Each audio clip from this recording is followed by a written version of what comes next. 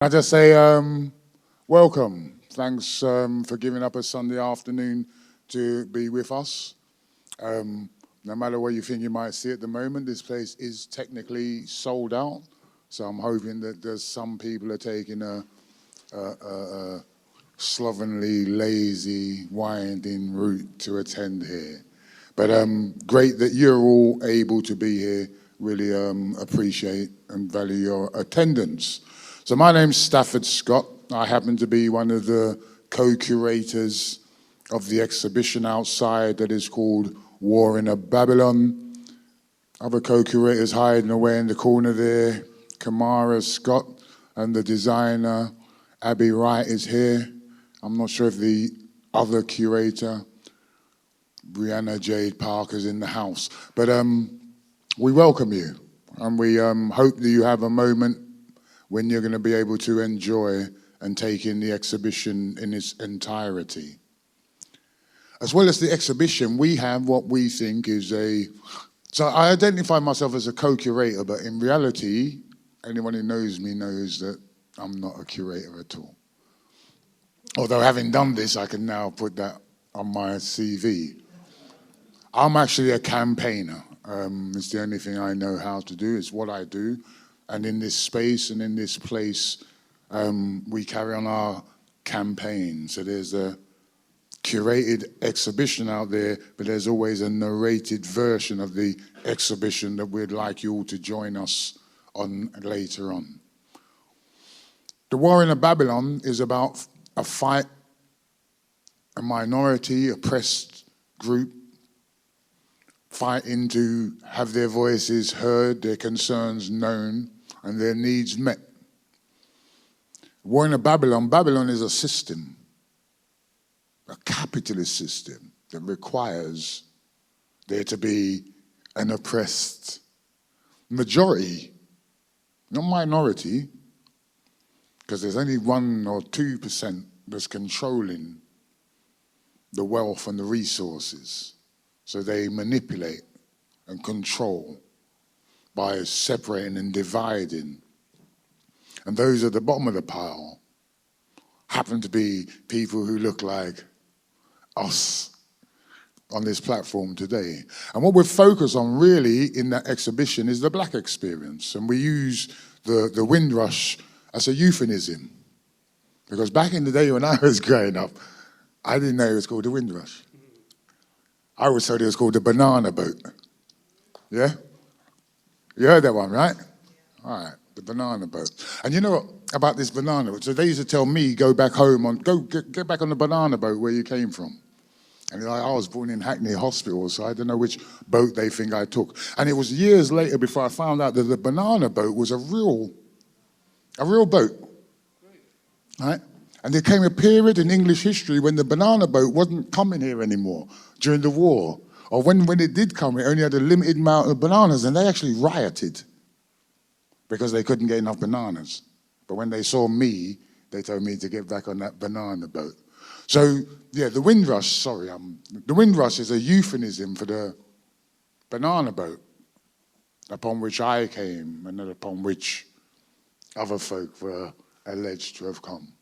The exhibition focuses on the Black African Caribbean experience.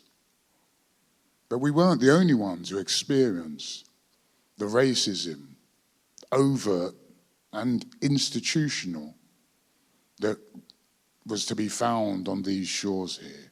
We weren't the only community who had to, first of all, be the victims of racist thugs and racist policing. And we weren't the only community that had to find our feet and had to find the courage to stand up. Now, we're a certain age, so I'm going to say this. We say, in this space, we talk about how it was back in the day. And back in the day, when we first started to stand up, some of us didn't always understand our brothers and sisters in the Asian community, the Indian community, because we felt that they should stand up and be more resistant than some of them were. But that was because we were dumb and we didn't realize that many of them believed in the principles of Gandhi. And in so doing, that made them even more of a victim in this country, or more of a target in this country than we African Caribbeans happen to be. So today, I'm really proud, really pleased, really honored to be able to offer the platform to Suresh Grover and Jazz Nija. I've worked with these folks, especially Suresh, for many years. He's actually put up with me longer than anybody else has actually put up with me in my working life. He's my guru. I sometimes call him Mr. Gandhi, okay? I always believe that Suresh's voice should be heard by a wider, bigger audience. So one of the great things is I was going to say we're filming this event so it can go out to a wider, bigger audience regardless of numbers here today, even though the numbers are acceptable. So I want to hand over to Suresh. I hope that you enjoy the next few hours. I know he's going to make it extremely entertaining. I think what we're going to have fits in with the rest of our public program. Every weekend we have an event in this space, in this place, that underpins what you've seen outside in the exhibition. So I'm going to stop there. I'm going to hand over to Suresh. I'm going to ask you to enjoy, and we'll engage later on. Thank you, Suresh. There's your mic.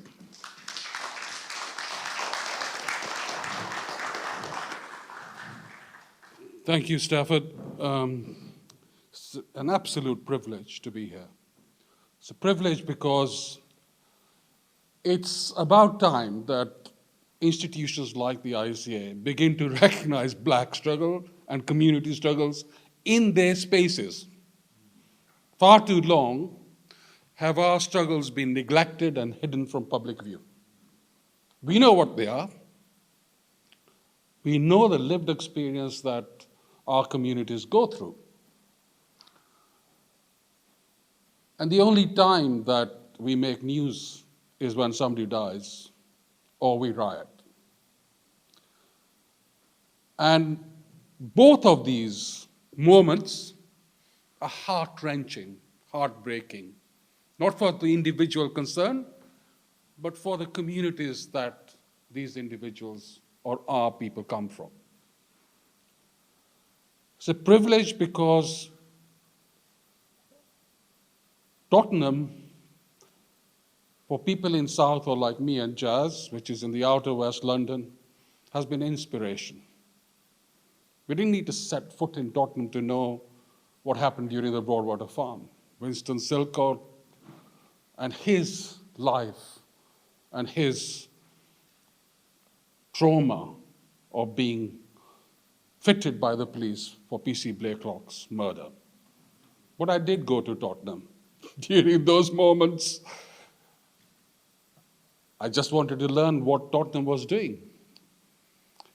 And today what I want to do is reflect on how we came close to what we call blackness. Not just black communities, but the political aspiration of our communities, black and brown, migrant, white, to dismantle the institutions of racism in this country. That's what it's about. And I want to start this by just reflecting on a personal journey, which starts from being stabbed by skinheads when I was 19 in Nelson, Lancashire, to the Lawrence campaign, which I coordinated for the Stephen Lawrence family in 90s, from 93 to 98 during the public inquiry. And I want to look at the journey of institutional racism for that period. And I want to stop there because I know the other public speakers will go beyond that phrase and time. But this is our contribution to the fantastic, the invaluable, and unique work that Tottenham Riots bring to this country.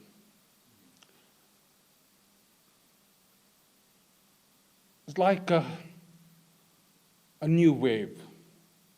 I was a young man in Nelson, Lancashire,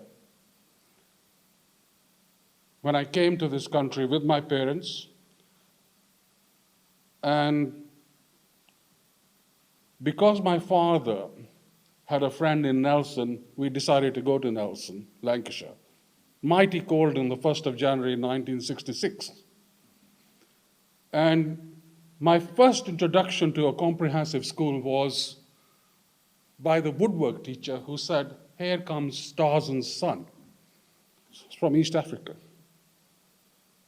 Refused to call me by name, so I was known as Billy the Tarzan Kid by the woodwork teacher.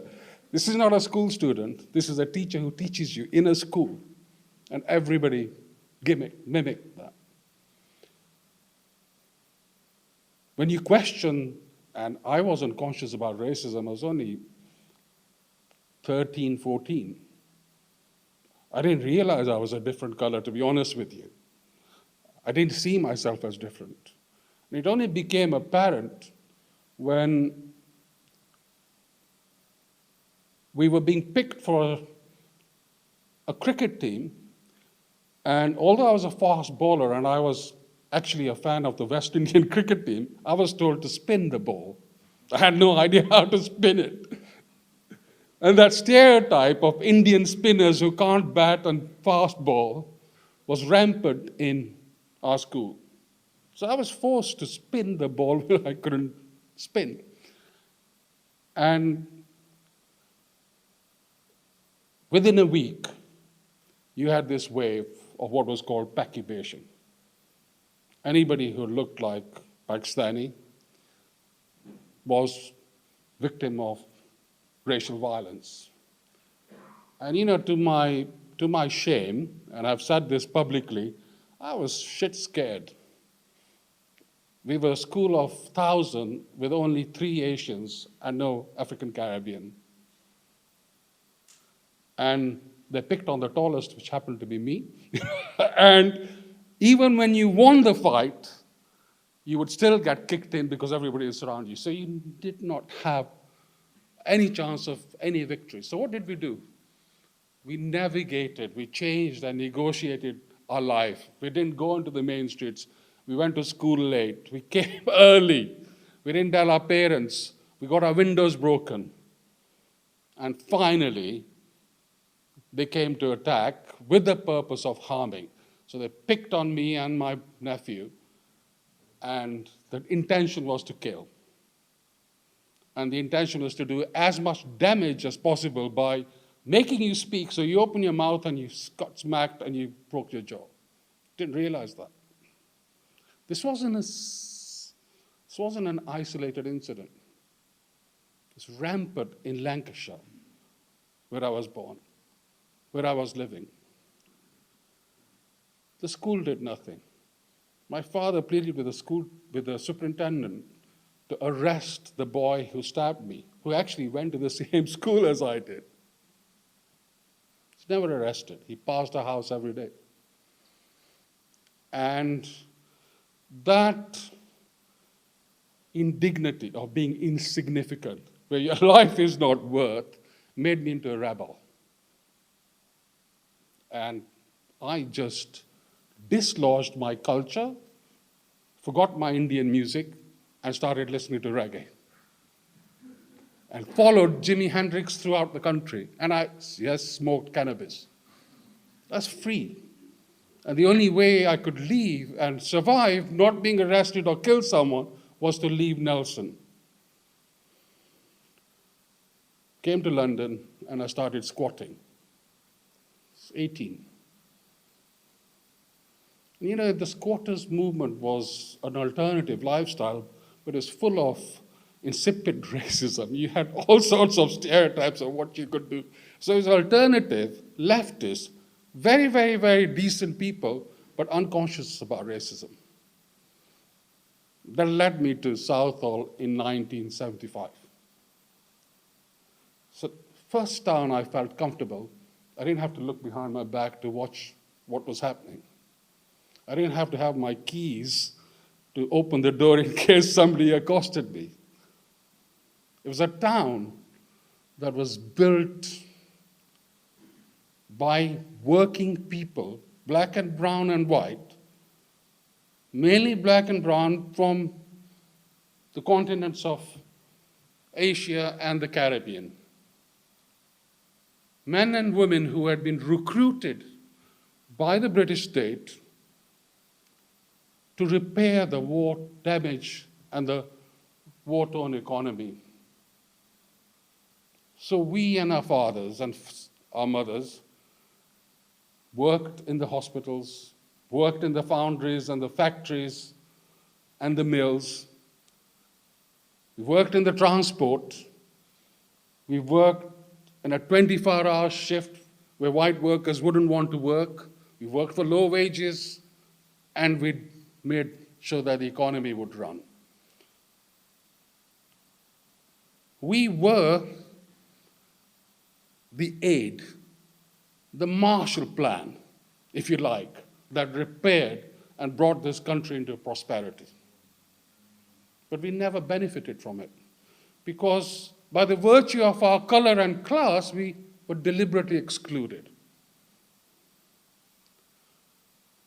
And Southall represents that inner city decay built on the rubble by working class people into a community through struggle against not just individual forms of racism, but state violence and brutality, and open discrimination in housing. Come to that in a minute. In education, social services, and the criminal justice system. Southall is like any other inner city, black or brown area. It has a history. Most of the history is hidden. And worse still, when academics touch on it, they forget the real agents of change who built that town. It's not through their lens, it's through an academic lens. So it almost becomes an arena, a field of study, just like the colonialist going into your country, rather than human beings who fought to make their lives equal, men and women.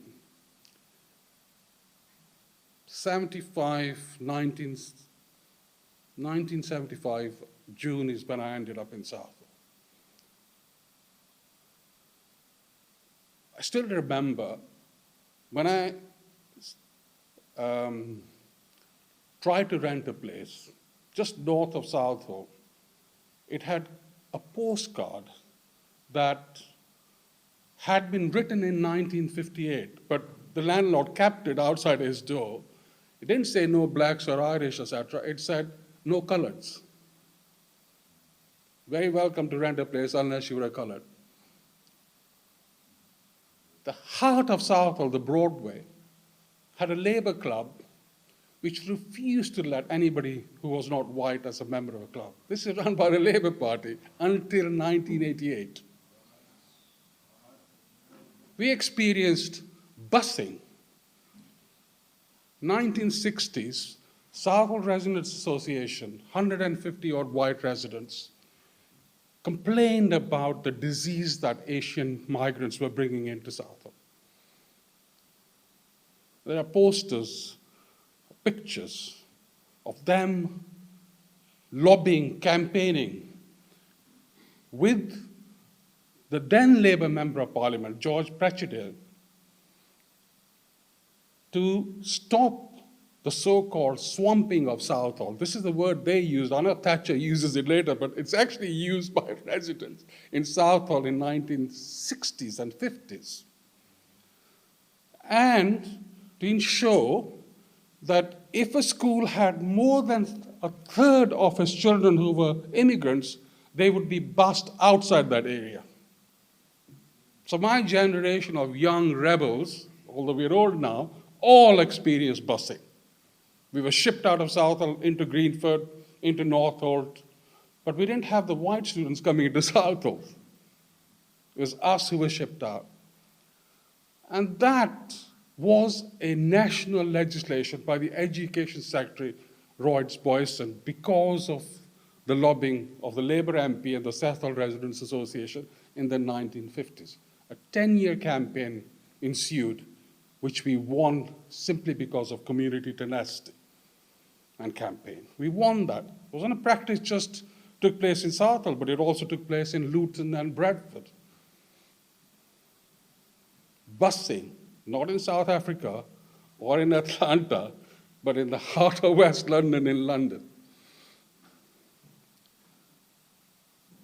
Factory workers, Asian and black workers, segregated at their workplace, at Wolf Rubbers, Perivale Gutterman, Rockway Glass, Tetley Lyons, something like 16, 17 industrial complexes and factories around the periphery of Southall. Not just arguing for equal pay, but for unionization of that workforce. Equal pay and unionization. They didn't face the obstacles from the management, but also from the trade union movement, who refused to call the strikes as official strikes, which meant they had no pay during the strikes. Workers, black and Asian, went through struggles of 6 weeks, 6 months to a year. Most of them ended up in defeat, but it also ended up in the closure of those factories where they couldn't recruit anyone. This is Southall, 1960 to 1970. The Ealing Community Race Council, the only bodies that existed in the 60s when I was young. There was no Tottenham Rights or the Monitoring Group or any form of community organization. They were the mediating agencies that the local authorities and the council and the government had set up to talk about so-called race relations. It did a report on policing in Southall in 1963 called the Pulley Report. It's by a sociologist. 1970, Southall, he took 100 cases of both Asian and African Caribbean, what he says, West Indian men. 100 cases. He discounted 50 of them because of 50 had complained about racism against the police. So he thought they were not partial. They were partial, they were not impartial.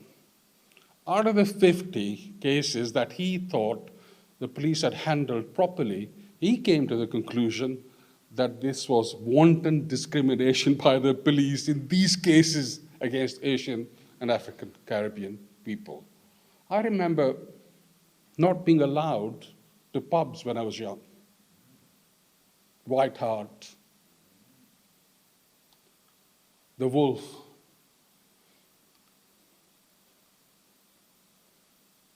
Forgotten some of them. 70s Southall. If you were a West Indian, I'm sorry I'm using that word, but it's the term that we used at that time. There was no African diaspora in the 70s in London. It's much more recent. Clubs run by West Indians, owned by West Indians, raided by the police, closed off, people arrested. The indignity of sus, not just against the Afro-Caribbean, which was rampant, anybody young. You weren't allowed to be on the street. If you were more than 3, and sus wasn't stop, handcuff, and search, which is now, and it's a massive number even during COVID. It was simply arrest into the court, and you had no chance of winning. Absolutely no chance. And if you went to court to defend the person, you were arrested. We had no access to local authority. We had no access to politicians who listened to us. We had significant organizations run by our parents, that generation, Indian Workers Association, West Indian Standing Conference, Pakistan Welfare Association. By and large, there were fantastic organizations in supporting workers during the busing, housing, but in relation to the criminal justice system, they had absolutely no interest in fighting with us.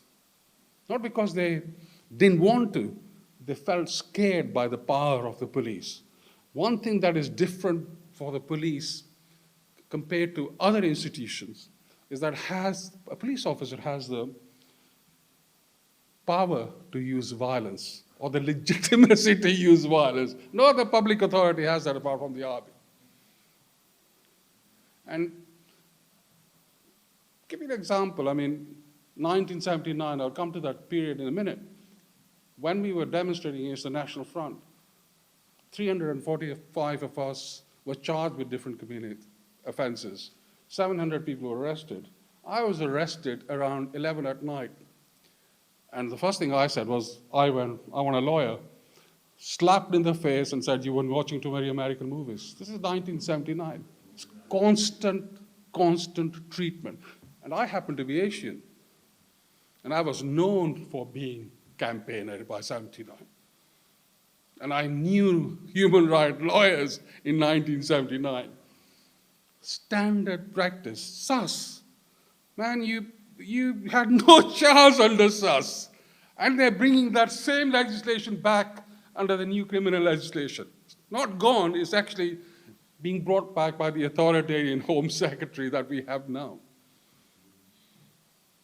I'm not saying Britain was unlivable. What I'm saying is that we had to struggle for simple issues of equality. And we didn't have the mobile phones, we didn't have the technology of social media. Everything was done face to face. But we mobilized. And you know, the one thing so significant is that we brought different communities together, despite our histories and differences. Not a single struggle in Southall has ever been won by just one community. It's always involved different communities working in tandem, and men and women working together. Just giving you a glimpse of what Southall was when I was there in 1975. Now, let me tell you what it was when I actually ended up there. I haven't even spoken about the immigration legislation. Because if you lived in black areas, or I use the word black politically, so black or brown areas, find it very difficult to say black and brown, because if you see the interviews of us in 1970s and 80s, we say black community, and we're talking about every black community. And it's not a term that we use now, so forgive me if I use it, and I'm not appropriating black struggles. I see black as a political term, not about appropriation. It is about the consciousness, about understanding racism, and developing solidarity with other communities when it is most needed, where you are going beyond your means to support them, not because you have affluence, but because your back is against the wall and you want to support it regardless of the consequences. That's what we mean by solidarity and by blackness. That consciousness of understanding racism is not about individual, personalized stuff, but it has a cause, it has an origin from slavery to colonialism, and that it manifests itself in this country primarily through the state, not through individual basis. Of course, I've been beaten up by skinheads, but I know what they're trying to emulate. My struggle is, of course, against fascism, but fascism does not thrive unless the state is racist. It does not. And it will not. And so the nature of our existence when we talk about race has to be the relationship between black and brown communities and the state. It's a primary relationship we have to examine. It's a debate that started not just through the Black Panther Party, Stokely-Carmichael of institutionalized racism in the United States, but actually started by people like C.L.R. James and others when they looked at the absence and recognition of slaves fighting against slavery themselves, which Britain did not recognize because according to Britain, it was Wilberforce and the parliamentary which stopped slavery. They had no recognition of the resistance by slaves to dismantle the institution of slavery itself. That's the lens where it starts from. And it comes in that tradition from simple recognition of the struggle for independence against colonialism. The discussions, and you have to see it in the context, because I know there's a lot of political grinding of the term socialism and equality and all that stuff. I use it in the context of anti-racist resistance. Let me see what I mean. I believe in a society which is classless, which has no caste and where everybody's equal. That actually is communism. If you say that in America, you're deemed as communist. I don't believe that communist parties have done, or may disagree with the tactics and the strategy there, but that in essence is what communism is, a classless society. I didn't know it was communism. I just thought that's a fantastic idea. That's what I'm fighting for. Where people are equal, where the economic production does not favor those who own the means of production, but those actually who produce it. Where gender distinction isn't because your sex is different, and you do not have disparity in the way that you live and the way you work simply because you're a woman. Or in our communities, the ridiculous, obscene notion of caste. You know slavery. Caste is slavery. Caste it exists in United Kingdom at the moment, where right-wing Hindu communities still believe in the caste system. And they will still say they're against racism because they personalize it. They don't see it as a notion of historical linkage between colonial and imperial powers. What relevance does that have for policing and the Lawrences and Southall? There's a tradition of struggle that exists which has been developed in our countries of home, where our parents come from, which is a national affinity and lineage in this country. Sometimes we don't recognize it. Let me explain. Chagga was a young 60-year-old Asian boy, school student. He loved football. Southall Football Club didn't allow any black or Asian people in the 1970s. There were fights all the time. In fact, we had football teams. We have a league of 1,000 players. But what used to happen was everybody said something like "coon" to me. I would stop slap. I would have a fight, and I would get expelled. I actually didn't even know what "coon" meant. I understood later what it meant. And you fought in the football ground, you'd get expelled.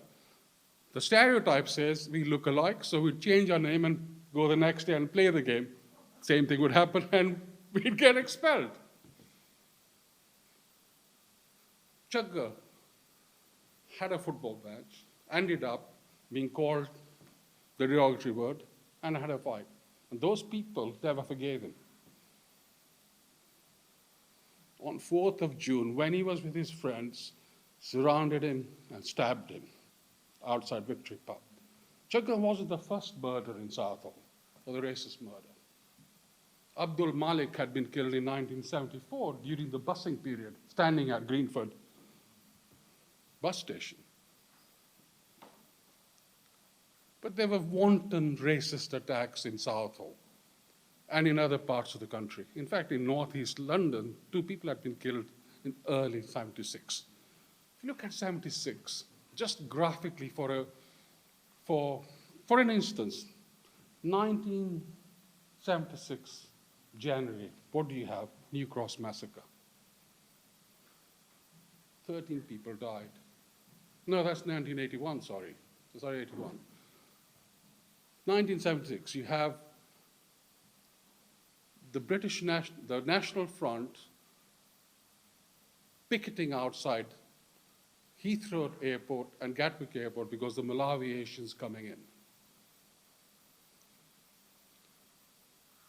4th of June, you have the first rebellion and riot in Southall.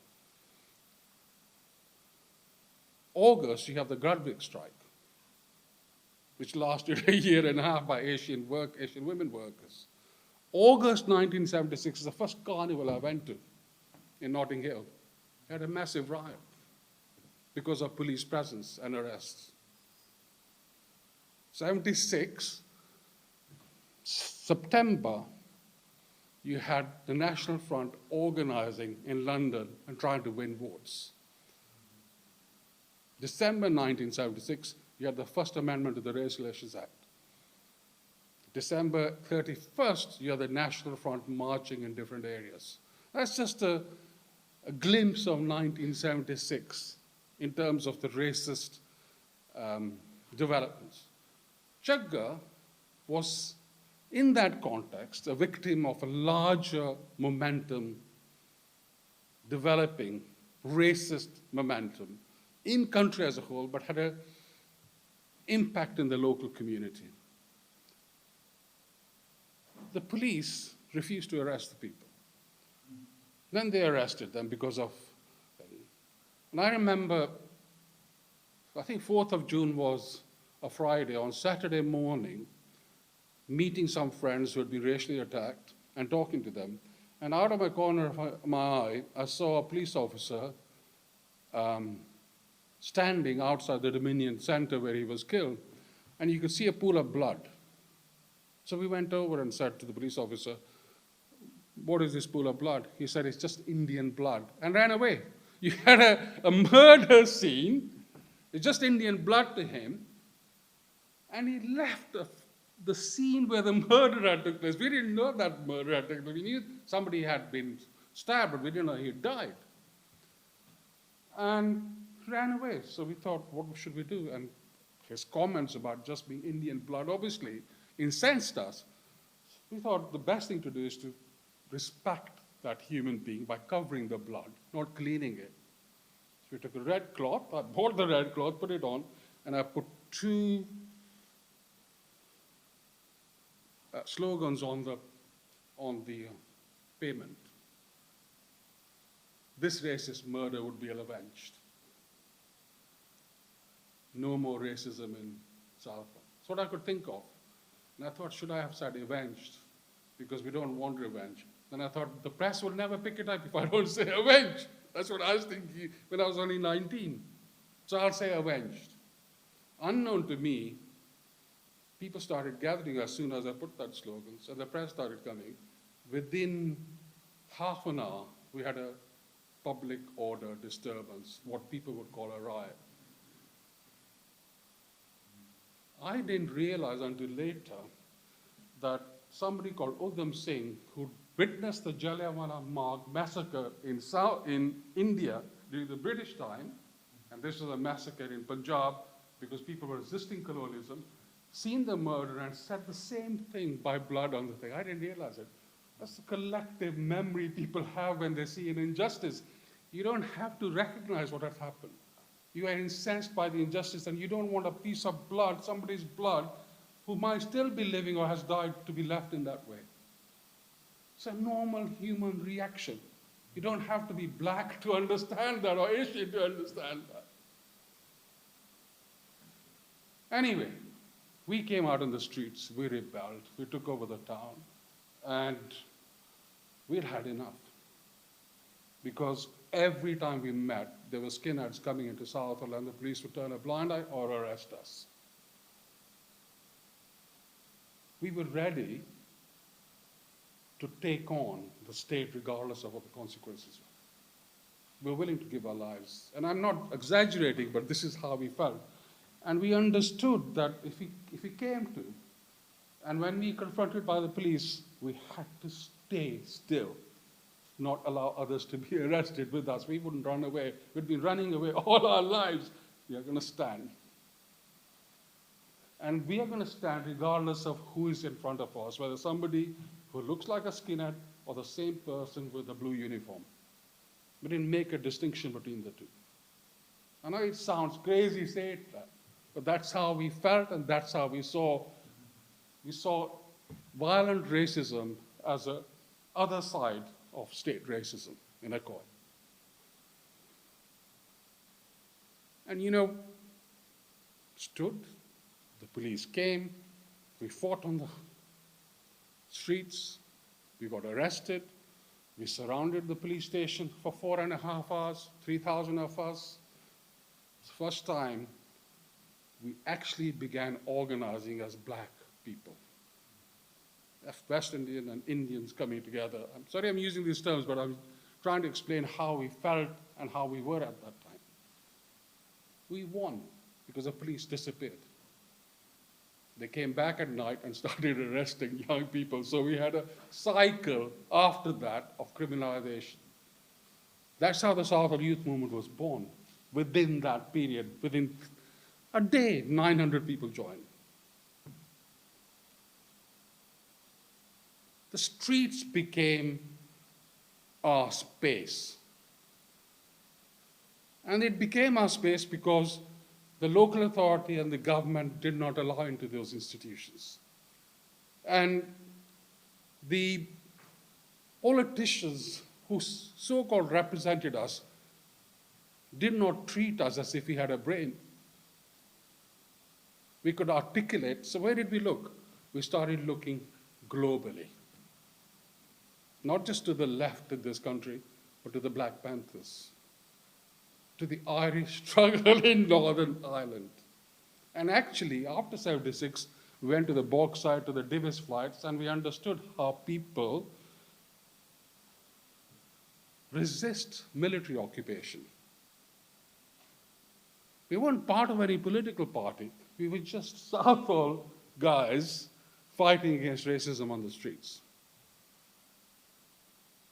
And we knew that racism was getting stronger. The National Front was putting up candidates and becoming stronger. And the National Front deliberately picked a tactic of organizing in black areas in Lewisham, in Leicester, in Brixton, during the general election in 1979, before Thatcher came into power. And they organized to have a public meeting in Southall Town Hall on the 23rd of April on St. George's Day. They usually lobbied against the council. We actually went to Merlin Rees, who was the Labour Home Secretary, and said, you must ban this march because, you know, the Brent Council had banned the National Front from meeting. The Inner London Education Authority had said you can't use buildings and stuff. Refused to listen. 23rd of April, got up in Southall in the morning, saturated by 3,800 police officers. The whole town center was created as a sterile area, with the Southall Town Hall in the middle. 3 strong cordons of police officers. All the arrangements that had been made by the Indian Workers Association with the local police discarded. The special patrol group became in charge of Southall. From 11:30, although the meeting by the National Front was supposed to start in 7:30, from 11:30 in the morning, the police started arresting people, especially the stewards and the leaders of the Southall Youth Movement, then People's Unite, etc., etc. Blair Peach, school teacher, member of the Anti-Lancy League,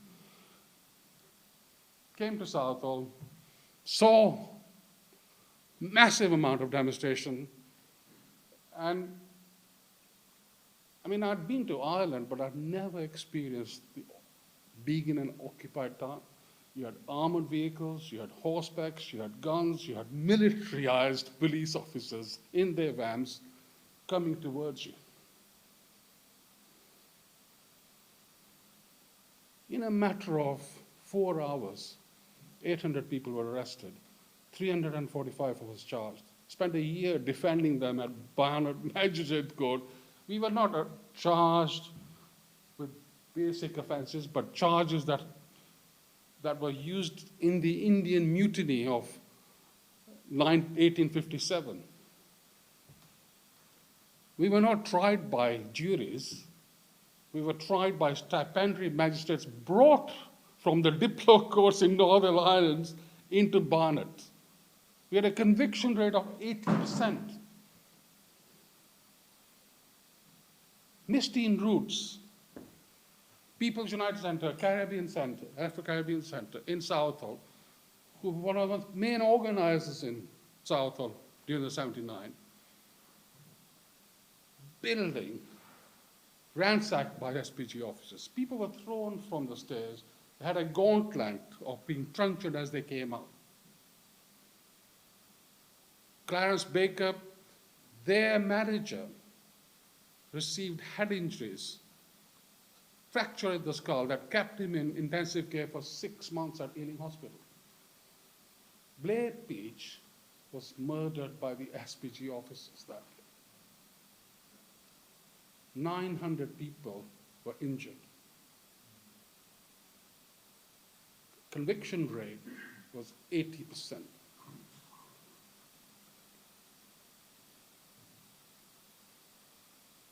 Inquest into Blair Peach's school teacher, all of Asian or black, he was white. Unfinished business for us. 42 years ago, still remember it. The coroner refused to have a jury. Went to court, we lost. Went to appeal court, and we won, so we had a jury.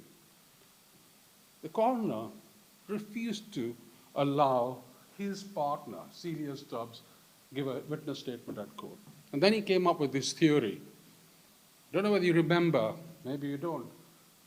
As a result of the complaint of police violence by the trade union movement and the NCCL and the Civil Liberties Organization, there's an internal inquiry conducted by the police, which found in SPG lockers lead course, truncheons filled with lead, rhino whips, different weapons that they'd used in Southall in 1979. And as a result of that, that issue was brought up in the inquest. The coroner came up with this absolutely bizarre theory. It's obvious that he'd been killed by a police officer. We didn't know which police officer. But he came up with this theory that he must have been killed not by a police officer, but by a left-wing activist to make him a martyr. This is at an inquest, an official inquest. Then he said, in any case, Blair's skull is too thin. So even if he'd been hit hard or not hard, he would have still died.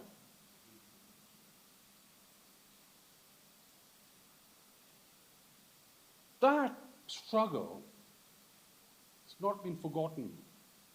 Only 2 years ago, we organized 40 years of Blair Peach, and we put his plaque at the town hall, Misty in Roots, etc. Misty in Roots, I mean, my God, they were picked on by the police and the state and given exceptional treatment by, when they went into the building of People's United Center, they had a musical studio downstairs with a soundproofing system where Ruts used to play and the Clash used to come, the punk bands, Enchanters used to come. That's where I spent my childhood with. I'm not into punk, but I enjoyed live music. Misty used to play there. Okay, sorry. I think people can hear me, right? Yeah, thanks, Stafford. Sorry. Are you telling me to wind up? Okay, all right. Okay, so soundproofing system. The police did. They went in after beating people. They used razor blades to tear their soundproofing system, smashed all their records. They didn't have a group for a year until Peter Townsend started organizing to help from the Peter Townsend Foundation. If you look at some archive material, you'll see Southall Kids Are Innocent posters at the Rainbow in Finsbury Park, organized by Peter Townsend. He allowed their resuscitation. Worse still, guess what the leader of Ealing Council got after demolishing People's United building? Order of British Excellence. She got an OB. Now, let me just make it clear. When I say that, people say to me, oh, that's terrible, isn't it, that she's got an OB? The point I'm making isn't that she shouldn't have got it. Actually, she got it what the OB is really for. She ransacked a black community, which is what the colonials used to do. That's what the Order of British Empire is.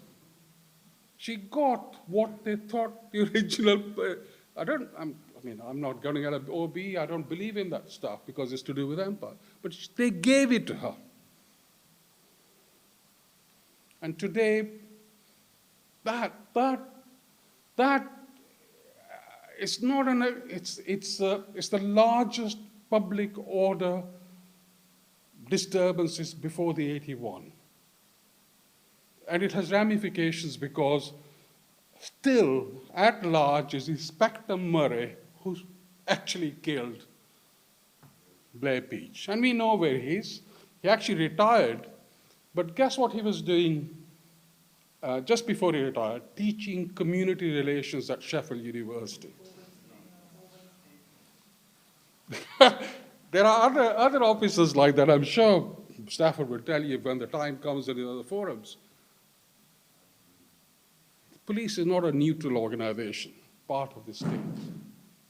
And so when in 81, we heard that the skinheads would come back to Southall. I mean, when you're occupied militarily for a day and you get hit hard, it demoralizes you. You have we had 800 people arrested. You spent all your time looking for them, after them. They didn't release them in Southall. They released them on the M25, so we had to organize transports in the middle of the night to pick people up. They weren't just young people, they were old people. There were priests who had been arrested for holding an umbrella because of raining, for threatening behavior, and actually convicted. The whole thing is a scandal, not just the killing and murder of Blair Peach. Part of a race history in this country which not many people know about. But it's an amplification of what institutional racism turns to when it becomes in its most brutal form. What shouldn't have happened is the council allowing that meeting to take place. National Front came into that meeting 40 strong, everybody from outside, escorted by the police. They gave their Nazi salutes outside, and they only allowed 2 members of the public. Everybody was outside.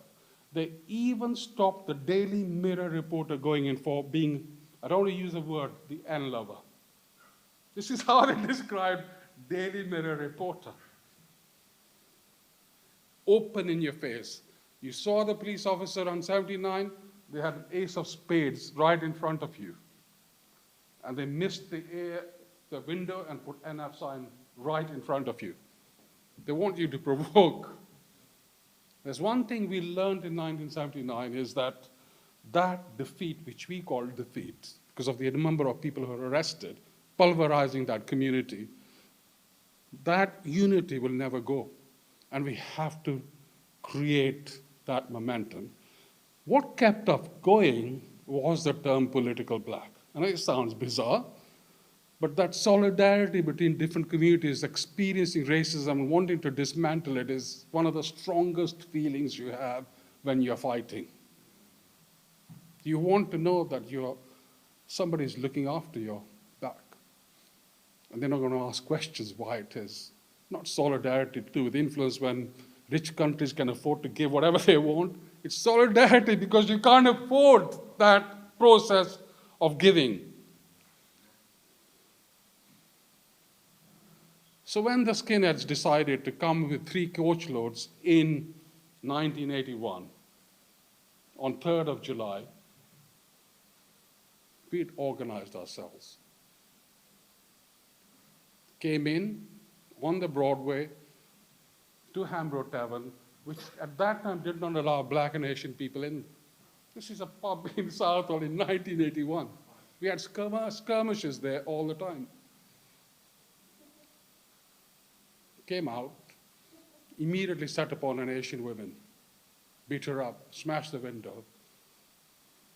We went for them. They went back, and we burnt Hambro Tavern. Skinheads have never come in Southall since then.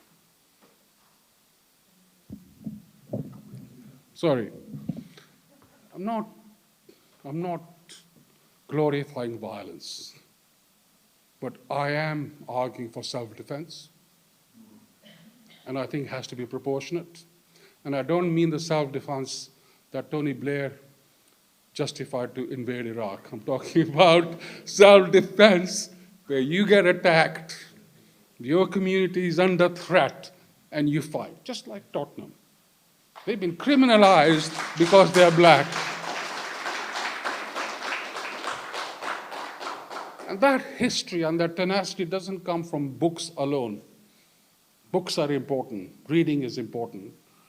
but it is understanding how different black communities have shifted inner city decaying towns into communities. So what happened ultimately was this. As I said, our parents were recruited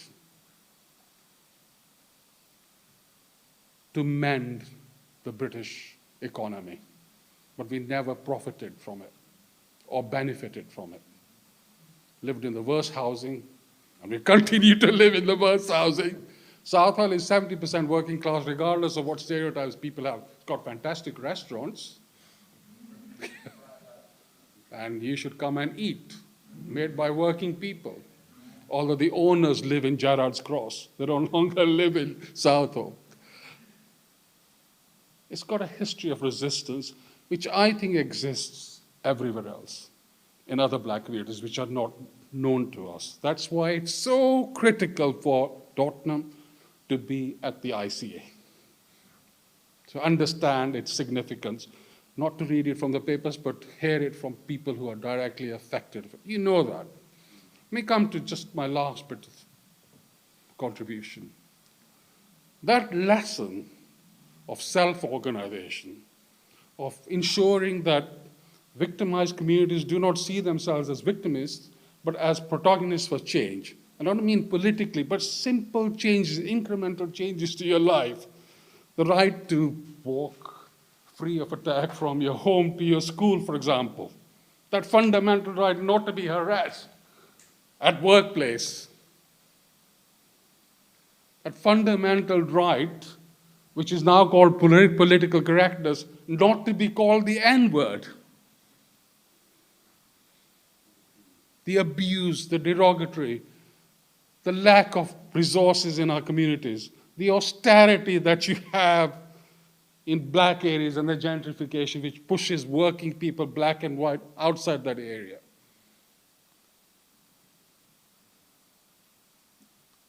Taught us that you can only win campaigns if black communities and working communities are at the heart and the center of those campaigns. Can't be led by people who think they understand systemic problems in the system. We know there are systemic problems in the system. We have different versions of what that systemic racism takes place. I come from a very progressive tradition of saying there should be a total transformation and restructuring of society, because I don't think it's possible to hold the police to account. I've tried every single mechanism apart from sitting with them and have coffee with them, which I've never done, but tried everything else, from arguing for reforms to public inquiries. And we've been involved in 4 public inquiries, including in the Grenfell at the moment. Let me talk about the Stephen Lawrence case, because that's the issue that I want to raise now. And I raised it in the instance of public inquiry. What you don't know about the Lawrence is that if you read the Daily Mail will tell you that they led the campaign. And they've got prizes to say that they helped the Lawrences. The government, the government will say institutionalism doesn't exist. Never existed, even it's been accepted by McPherson that it existed, and it defined it.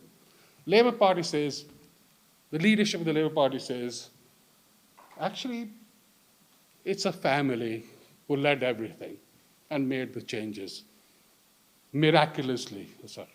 Now, I have a lot of respect for Dorian and Neville. I've worked with them, and I will never criticize them, but that's a false picture. That's not a true picture.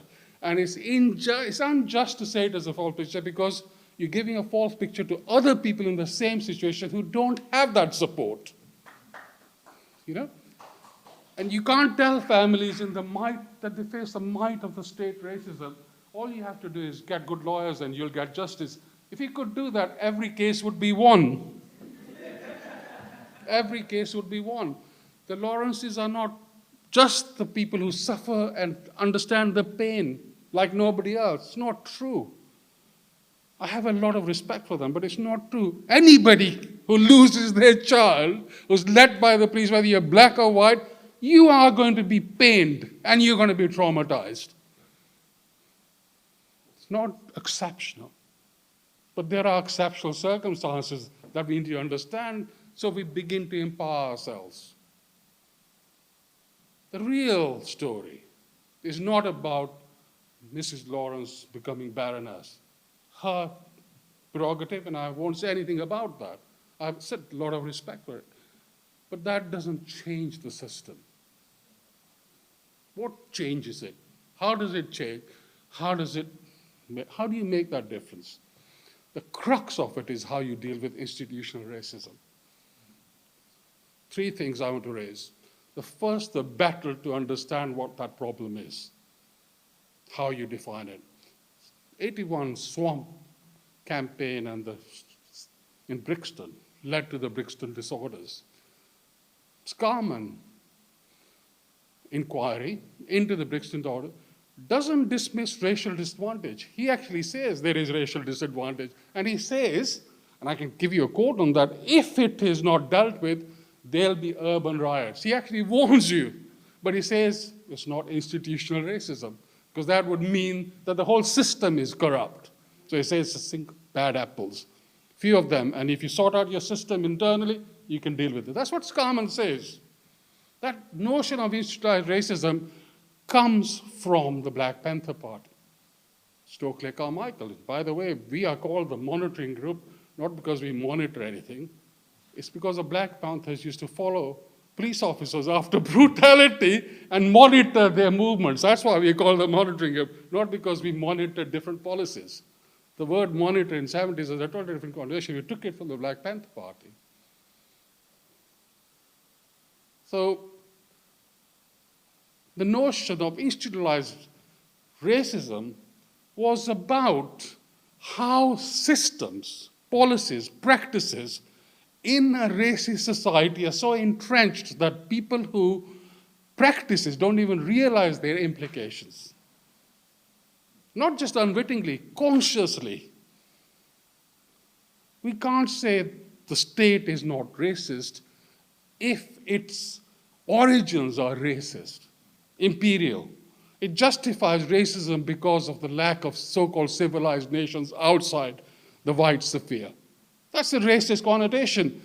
The immigration laws from 1948 are based on race, openly racist connotations.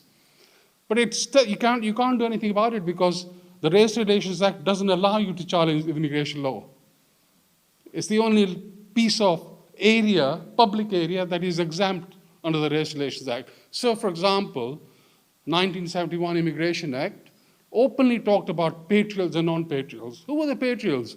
Patriots were people who could become British citizens if your father and grandfather was born in Britain. How many black and brown people have got their fathers and mothers born in this country? Only appropriate for old Commonwealth citizens, people in Australia, New Zealand, South Africa, United States, Canada, etc. Nationality Act, 84. You can't be a British citizen if you're not born here, unless your parents are Britain. Which country has that? And it mainly applies to black and brown and foreign things. It's openly discriminatory. It's not subtle.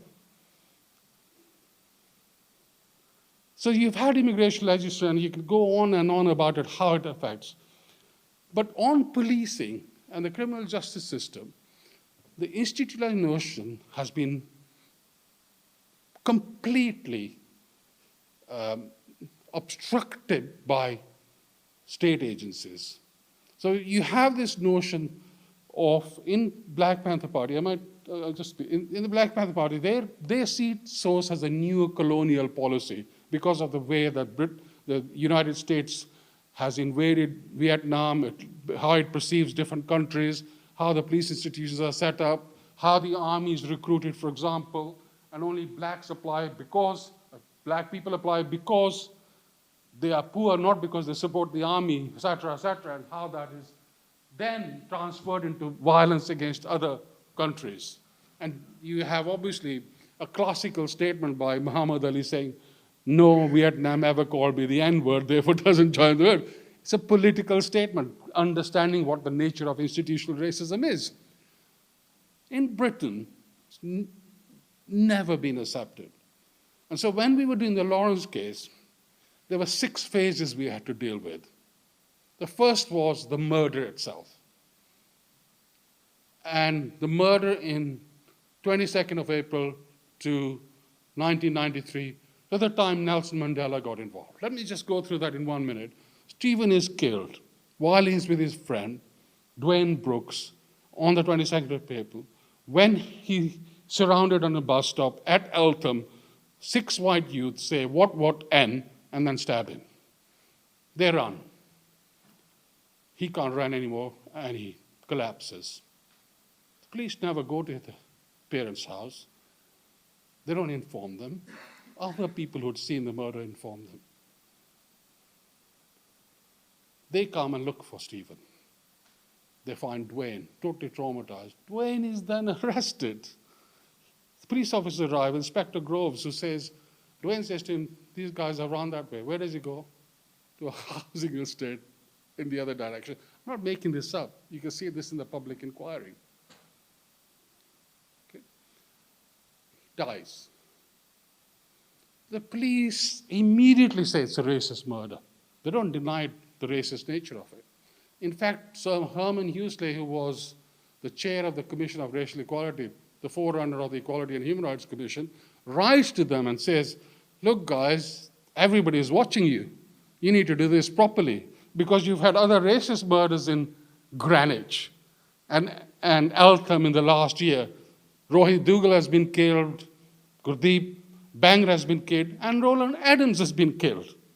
And none of those cases have been sorted out. Now you have the British National Party with its headquarters in Eltham, Welling. And you have marches. Everybody's watching you. 1,000% increase in racial attacks in Greenwich. Everybody's watching you. What do? They don't have sufficient evidence to charge someone. The Lawrences are given 5 or 6 names by people, eyewitnesses, and Doreen gives it to the chief superintendent, and she sees him crumbling that piece of paper and throwing it in the waste bin right in front of her. It's not unusual for people to die on the street. Sad, it's not unusual. There's nothing strange or inexplicable about this murder. You have knife crimes all the time. But this is a racist murder. Police take their time. First campaign starts, led by Mark Wordsworth, member of the labor sections. And that phase is really about building the profile, the impact on the family, and getting a legal lawyers advising them. And it ends with those people inviting Nelson Mandela to meet the Lawrences. So a royal statement goes into the Lawrences' house in a working class family and comes out and says, guys, black lives are as cheap in this country as in South Africa. This is Nelson Mandela, the leader of the ANC, who spent 26 years in Robben Island under apartheid South Africa, saying that in Britain. Chose his words properly. It's not somebody who makes flippant comments. What does it mean? It means there is racism amongst the police that impacts on black people directly. And somebody dies and you don't care and you consider it cheap. That's what it means. What do the police do? They arrest the so-called suspects immediately. Mandela flies home, they release them.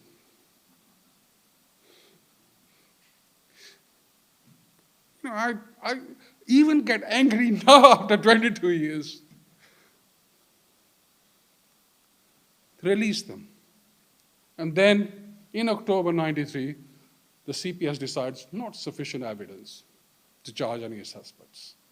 Second phase starts, campaign, which is about what the hell do we do because the police are so racist. This is not just an isolated example. It's an experience suffered by black, brown communities in this country. The figures are rampant in terms of the number of racial attacks taking place. And I can give you the figures from 93. The police recorded 3,500 race incidents. These are police's version of it. I don't know what they meant by race incidents, but they're called race incidents. Strategy is for us to shift the narrative from the victims to the perpetrators. So what do? We think of focusing on what these perpetrators are really about. Not just individuals, what they stand for. How can somebody just call you what, and then stab you and think nothing of it? And we think of the private prosecution. Never been done in this country. The family takes the perpetrators to court. We go to Greenwich Crown Court and start the process. Goes to the Old Bailey. Next year in 95, we lose within a day. The judge says that the evidence that we have is contaminated. What they said was the chief witness, Dwayne Brooks, identified one of the suspects, but his identification was based on somebody telling him the identity, not him seeing it. Where does that come from? Inspector Coles, who was the officer who had given the task of protecting Dwayne. We lost. The third phase starts. Haven't got the private prosecution. We need to ensure that the inquest that looks into Stephen's case decides not that this is an unlawful murder, but that it was motivated by racism. It's the first time that the inquest does that. That gave us the green light to launch a campaign for a public inquiry. Went to Straw. I remember going to Jack Straw, who was the official Home Secretary. He was the Shadow Home Secretary in 1996. And Straw said to us, I don't know whether he ever thought he would come to power, but he said to us, well, if he came to power, we'll give you a public inquiry. 97 May, I think the election was, we were outside his house in Blackburn and saying, when can we have the inquiry? We had the inquiry in 1998. 40 days of listening to 67 witnesses, including the senior most officer in Britain, head of the London Mets, and suspects, as well as all the other officers who dealt with the case, etc. 3 things about the inquiry. This is what we learned as black activists and campaigners. Firstly, the courts give you nothing. You can never taste justice in the courts. Very rarely do you get that justice. And that is because of their official and imperial nature and the language they use and the obstacles that legislation creates. So you have to open it up. You have to somehow open it up. You have to make it public friendly so people can go into it. Secondly, that public inquiry is going to go for us, not the suspects. Always find something wrong with a black family. Stereotypes of black families are something that they must have done, or somebody who must have created that mischief, or somebody who has some criminal intent. The stereotypes. We've lived that life all our existence. And in fact, one of the reasons for the setting of the monitoring was to bust the myth that we are a problem rather than racism. Then, so we have to challenge that. How do you protect that family from the right-wing media creating that thing? Yeah, some anti-racist organization in France refused to deal with cases that were problems They only looked for respectable black families so they could campaign on. SOS Racism did that, very close to Mitterrand's Socialist Party. If you have trouble, you can never win a campaign. That's what the arguments were. We wanted to shift that narrative into the problem being racism, not a black family. The third thing, most important, the Lawrence experience is not the exception to the rule. It is the rule. In other words, they're not on their own. And in order to do that, we have to shift the emphasis, not just from the Lawrences. We have to show that there were other people in that same situation, and that Lawrence's face represented a greater tragedy that black communities were going through. How did we do that? We created a second part of the inquiry, right? Apart from demonstrating that the Lawrences, because we know what the system does, they focus on an individual case, and the judgment is going to be on the individual case. So we opened it up. Read you paragraph the Lawrence inquiry, which shows that when the inquiry team went into the second part of the inquiry in London, Southall, Manchester, Bristol, and listened to people, they say they saw two worlds, one represented by the people and another by communities.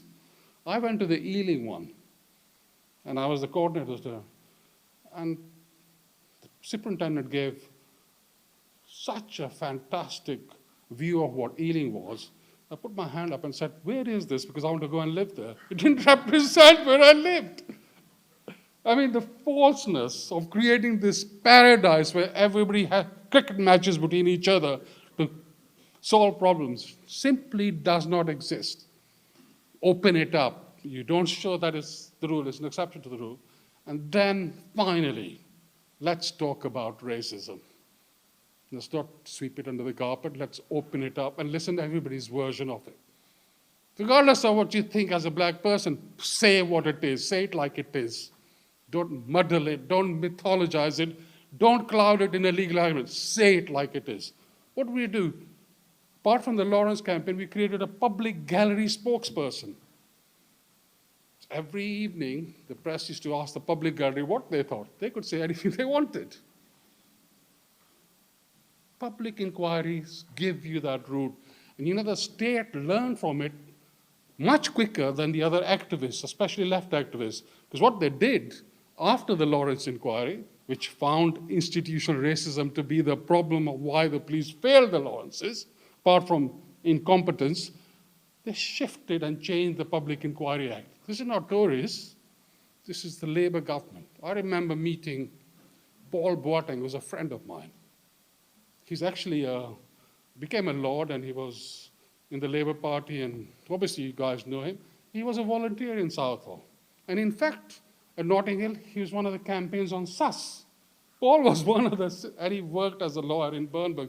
He represented people during the trials in Barnet. And so I went with him, with Celia Stubbs, saying, can we have a public inquiry on Blair Peach? He said to me, and he hugged me, called me brother. He said, no, because I don't want a circus like the Lawrences again. That's his word. Circus. It's a circus because it's the only inquiry where we succeeded, where we did not let the police have their day, where we created the narrative. And we can discuss about whether it's reform or no. And we can have that debate, and it's important to have that debate. But it's important because it's the first time in this country where a black family and black people are able to forensically examine the motives of a racist police institution, day in and day out, and come to that conclusion. It's learned, the state has learned, shifting the language. You look at the Southall report, it denies that institutional racism. I'm not going to say any more, Stafford. I've said enough.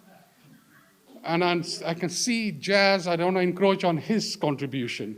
So I can see him thinking, why don't you shut up? Because, My problem is I'm not a lawyer, so I don't get charged for speaking, but somebody puts me on a platform, I don't know when to stop. So thanks, guys, listening to me. Bye.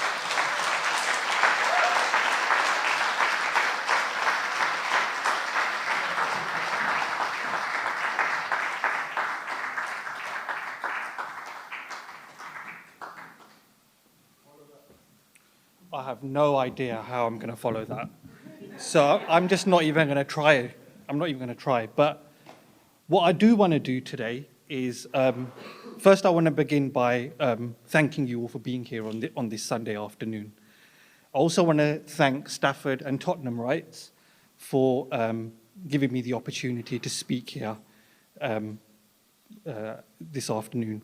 And what I want to do is build on Suresh's talk, but also hopefully tie it together by outlining the core principles and values that underpin our organization, the Monitoring Group, an organization that I've worked with for about 6 years.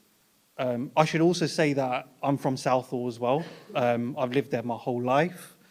My grandparents came to Southall, my granddad came to Southall in the late 50s, and then my grandmother followed in the early 60s. My mum was born in 65, and then I'm third generation, and I attended Blair Peach Nursery. So I'm a Southall resident as well. And before I before I talk about the core principles and values of the Monitoring Group, let me make an important observation about the War in a Babylon exhibition, an observation that relates to the main point of my talk today. For me, one of the most important things about this exhibition is that it captures the contradiction of racism. In other words, this exhibition shows us that over the last 70-odd years, institutional racism has continuously changed.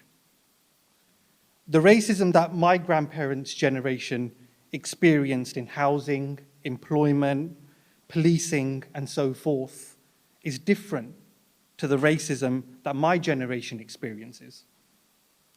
Yet, at the same time, institutional racism remains the same. It always degrades. It always deprives. It always dehumanizes, often with deadly effect. Hence, to resist institutional racism is to resist something that we might call the changing same, to borrow a phrase from Paul Gilroy. I make this observation because it prompts us to consider the necessary strategies for doing long-term anti-racist work, which recognizes the historical uniqueness of racism, while always committed to political change and community empowerment. To have a long-term vision of anti-racism is to actively guard against being swept away with the passing fashions of this or any other political and historical moment. Doing long-term anti-racist work also means having a clear, committed, and enduring vision of what community empowerment, racial equality, and social justice look like. That vision is shaped not by reactive politics, but by a proactive political culture with progressive principles and values from which a sustainable, radical, and transformative anti-racist strategy is forged. And it's some of those principles and values of the Monitoring Group that I want to discuss today, and which I would urge activists of my generation to take seriously. Broadly, there are three critical principles that shape our work. Firstly, while we do advocacy work, it's not just about advocating at an individual level. Rather, in the many defense and family-led justice campaigns we've coordinated, we've always tried to foreground the politics of racism. This means that we treat individual cases with particular attention, care, and compassion, but not as isolated and separate affairs. It means that when we coordinated campaigns for Stephen Lawrence, like Suresh mentioned, Ricky Reel, the Bradford 12, and many others, we saw these individual instances of racist violence and police misconduct as related outcomes of a systematic and routine form of racism.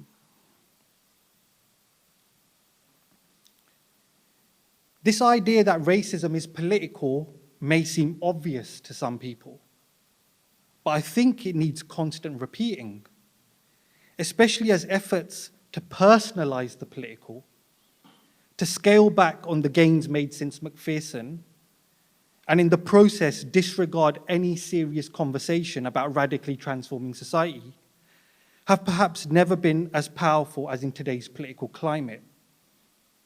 A political climate in which the Metropolitan Police Commissioner, Cressida Dick, claims that the term institutional racism is unhelpful.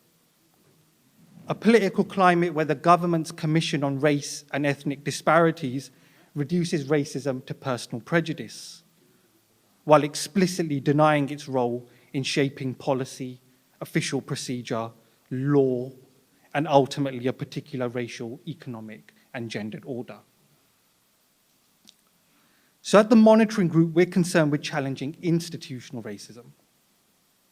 And that concern links to our second key principle, which is that our work seeks to empower. It seeks to empower the communities we represent. We view those who are at the sharp end of state and street racism as individuals who have the power to change the broader political conditions around them. Of course, holding state agencies to account is pivotal to that process of ensuring social and political change. However, for us, that change is always driven by working together with families who have the capacity to analyze their lived experiences, to take part in decision-making, and ultimately generate momentum that not only addresses the injustices they have faced, but also understands and illuminates the wider political causes of those injustices. However, such commitment to community empowerment is being belittled by patronizing claims of self-pity and victimhood in order to deny the existence of systematic racism.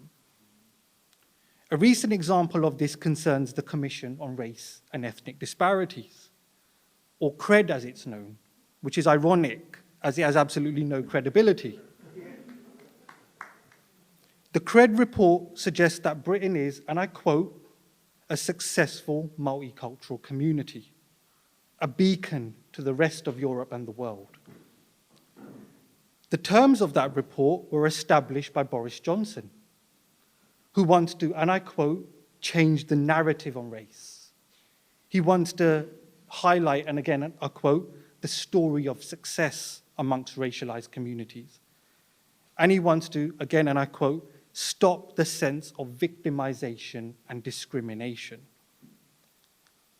Such insensitive statements aim to undermine the work of anti-racist organizations like the Monitoring Group, like Tottenham Rights, and so forth. The families we support aren't kneeling down to a sense of victimization. Rather, they are rising up as communities of resistance against institutional racism. And thirdly, for the monitoring group, campaign work that foregrounds the politics of racism and ensures community empowerment makes it possible to build alliances between different families, communities, and organizations. These alliances point to a common political and historical experience of denial, of disregard, and of degradation, despite the neoliberal drive to atomize and individualize. And what this means is that we see various forms of institutional racism as unique, but also as related.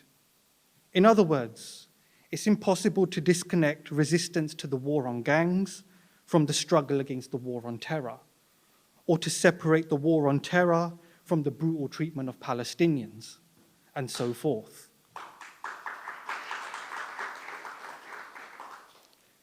And for us at the monitoring group, to connect the dots between various forms of institutional racism and then to empower communities to act upon that common experience collectively is critical. Because as A. Sivanandan argued, it means that individual cases can become causes, and causes can develop into a full-scale movement for racial justice. A movement based not on self-betterment, individual gain, and personal ambition, but on structural change, collective liberation, and political transformation. So to conclude, the history and principles of the monitoring group is the history and principles of a radical form of anti-racism. An anti-racism that situates the policing of racialized communities in its political and historical context. Today, that context involves the hyper-nationalism behind Britain's exit from the European Union, the fascism of a globalized far right, the neoliberalism that denies institutional racism, the authoritarianism of the new police bill, and the enduring legacies of colonialism. We are part of an anti-racism that commits to community empowerment, where victims of police racism not only have their rights represented, but also have a platform to articulate their lived experiences, to forge ties, and together set out a vision for dismantling a racist social structure and rebuilding an actively anti-racist social structure. I'll leave it there for now. Thanks for listening.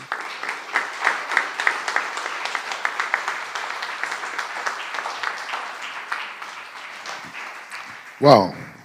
I mean, there were several firsts that took place in here. First of all, I didn't have to stop him from speaking, which is a first. We've worked together for so many years. We've shared the platform so often. Let me say thanks for that, Jazz, before I get on to things. That was brilliant contextualization. We've worked together for so long, shared the platform for so many years, and so often I've been the one who's supposed to tell him when his time is up.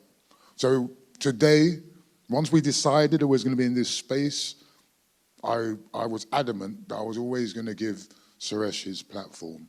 He's earned that platform, he deserves that platform, and he deserved a standing ovation that we didn't give him at the end, so I'm going to give you a chance to correct that, if you don't mind. Mr. Grover. No, you see.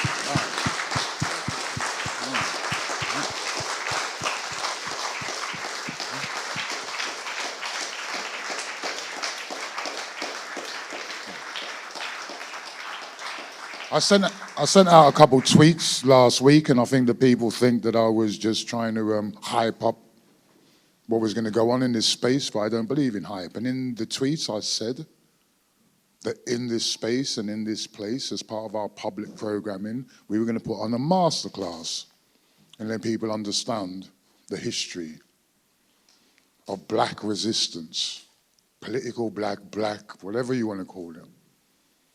Anti-racist resistance to the institutionalized racism that we have come to find in this place. And I think that this session has absolutely added and elevated the sessions that we've had previously. It's a masterclass. I'm going to allow you now all an opportunity to participate in this masterclass by questioning our two participants here. And it's been a long session, but I think we'll just flow with it rather than have a break and come back. All right? So I ask that your questions are actually questions, and that they're not statements, and that they're short and delivered directly to either of the two participants. After this session, we're going to have a bit of a break, and then after that, we're going to go on the walk around the exhibition. Okay? So don't hold back. Go for it, guys. Go for it, people. Thank you. Hi. It's a question about racism, which is the topic today. How did you bridge the gap between black and brown people in terms of cross-cultural racism and colorism as well within the certain communities? For example, black people having an issue with dark skin, light skin, and even brown people from the various friends that I've got who have an issue with dark skin and light skin. And you alluded to the caste system as well, which is still a thing for some people in your speech earlier. So just how did you deal with the internal racism and getting people to see the other side, if that makes sense? Like the lived, the shared experience that we have.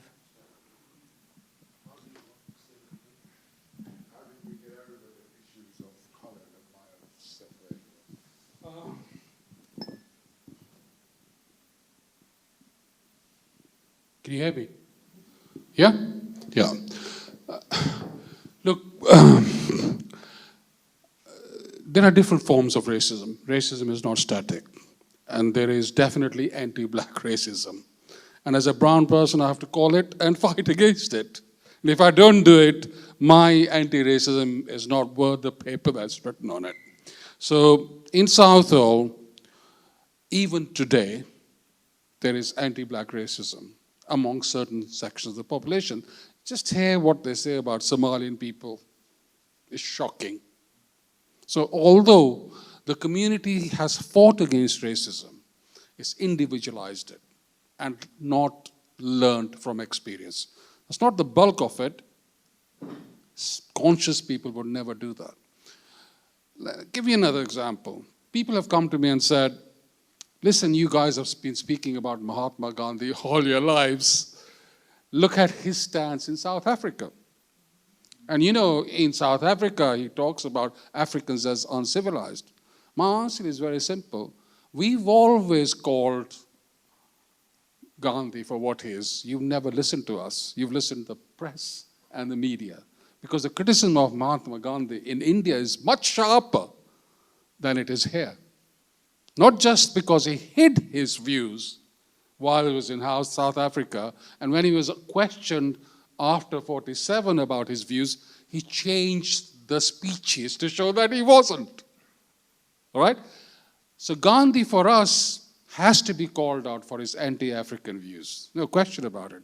He changes, and I'm not saying he changed because he wanted to. He changed because of circumstances and because the struggle in India became anti-British. In South Africa, Gandhi saw himself like a lot of brown sahibs. And I come from Kenya, I know exactly what they are. They want to emulate colonial people against Africans. And he saw British giving these brown sahibs much more rights than the Africans would ever deserve. It's racist. It's pure and simple. So if you want to build an alliance, you have to fight against any form of racism. And you have to show it's purposeful, it's genuine, and it's legitimate. Our racism, our anti-racism, actually united because of need, not through discussion. Because of policing, generally speaking. The older generation, and I'm not saying they're not there, I mean, I don't want to use a sociological analysis that the older generation are less militant than I am, and the younger generation are more militant than I am. It's not true, actually, right? I'm not saying we use different mechanisms, we use different lessons, and we are sharper at some things and we're more engaging at other things. But the older generation, whether it's Stafford's mother, who's in the photograph, or my father, were militant as hell at their workplace, or at the buses, or in the hospitals, or in our communities that allowed us to grow as children in those communities from the rubble. They were hard, man. And they fought, and they mixed with Irish and white workers when they supported them. So our racism, our anti-racism of brown-black alliance is based on two things. One, on the necessity of finding a common enemy. And second, and that for us is not individual thing. Stafford can call me out, and I see him as a brother, but he can tell me this is blah, blah, blah, blah, whatever. Not an issue for me. But what's important is the experience in Tottenham has to be recognized by us in Southall. And vice versa. We used to say that the police raised their truncheon in Soweto and hit someone in Southall. It's international. And we had to overcome the understanding of colonial experience. You know, it wasn't about black-brown thing. It's about whether Irish were black or not. To be very honest with you, because they look white, but there's still some of the colonial stuff. And it's a political term, second. So the alliance can be built, and it's not true. I mean, there's a police campaign going on the police bill at the moment. I was actually chair of the campaign against the police bill under the 84 Act, which replaced SUS and created even greater powers on stop and search in 1984. I remember the experience that Newman brought from, he's quoted in your thing, from Ireland, and how legislation like intimate body searches of women was brought from Ireland into this country, okay? And the so-called negative area. It's based on need, but it's also understanding of what we are for. So it's not something that you're against. It's based on, can we shift this community which respects everyone? So I was joking, I discovered reggae. I discovered reggae because for me it spoke about my experience. I wasn't just listening to music.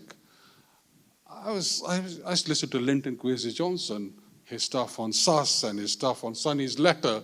It's what actually kept me alive, because the Indian music that I was listening to was about imagined notions of communities in India. It wasn't about the British experience. And so it's the British experience, both in cultural, political, social sense, which brought us together, brought us on the street together. And it's easy building that unity. You're right, the most difficult is how you build a long-term alliance. And that has to be based on respect and understanding of each other's needs.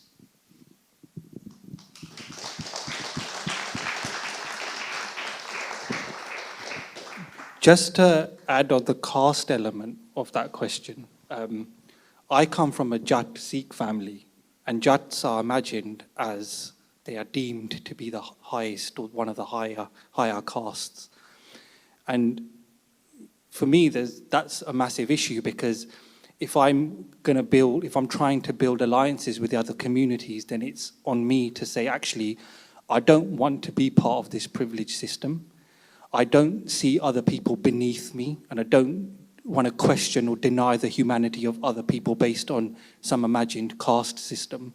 So yes, the onus is on me to deny shun my privilege, but it's also the onus is on me to then to contextualize that and situate that discussion of caste in its broader political, historical, and power dynamics. It's the same with being part of a patriarchal system. If we're going to build alliances with women's organizations, then we have to, as men, say, okay, we shun this patriarchal system, but also not to do it in a way in which then positions us as, oh, we're so great, but actually politicize it and say it's not about us individuals showing our great character, but it's about actually dismantling a system that systematically oppresses women or other castes and so forth.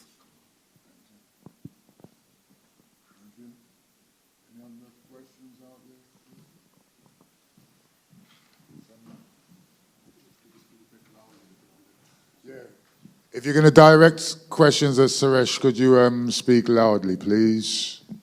Sorry, I've got the mic, I'll speak loudly. Excellent. What are you going to do about the policing bill, and what can we do? Because it's coming very fast towards us. The policing bill, what are you going to do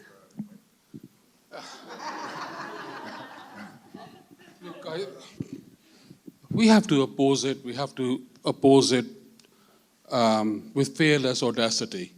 We know that the government isn't going to give in. It has a massive majority. We can't just rely on what happens in Parliament, so we have to bring out people in numbers. And look, the policing bill is one of the most serious threats. It will mean some of us ending up in prison if they follow to letter some of the policies and some of the legislative proposals they have. It is one of the most authoritarian police bills that has ever come to the legislative stuff. So at the moment, I think the resistance of campaigning is ad hoc, but I think we need to be much more clear, more strategic, and we have to build alliances at a much greater and faster rate. But we have to come on the streets, and we have to think about civil disobedience to really shift the balance of forces that exist at the moment. We don't have an opposition in Parliament that is going to stand with us. It will at certain levels, but not thoroughly. So, I come from a tradition of defeats and victories, not just defeats. So I think we have to think of a victory, and victory can only happen if we think of building an alliance at a very different level. And we have to use political, cultural, music, young, any form, any means that we can use to muster to get that support, and not just rely on main media. So, we were discussing this in our group, how we deal with this.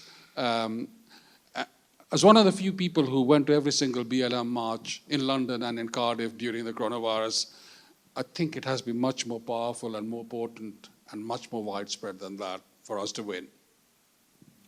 I think we had an MP in here yesterday, Claudia Webb, one of the few MPs that be welcome in here, to be honest. And what she said was that this bill is not going to be beaten in Parliament, and that's absolutely the case.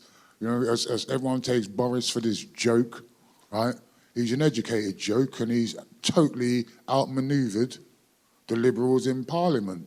If you come on the exhibition walk with us at the end of this exhibition ends with us talking about the policing, crime and sentencing bill, because we know exactly where all of that came from. It came from the 2011 riots, uprisings, call it what you want, and those who were the architects of it, were the architects in the GLA, in London government, regional government, they're now all ensconced in central government.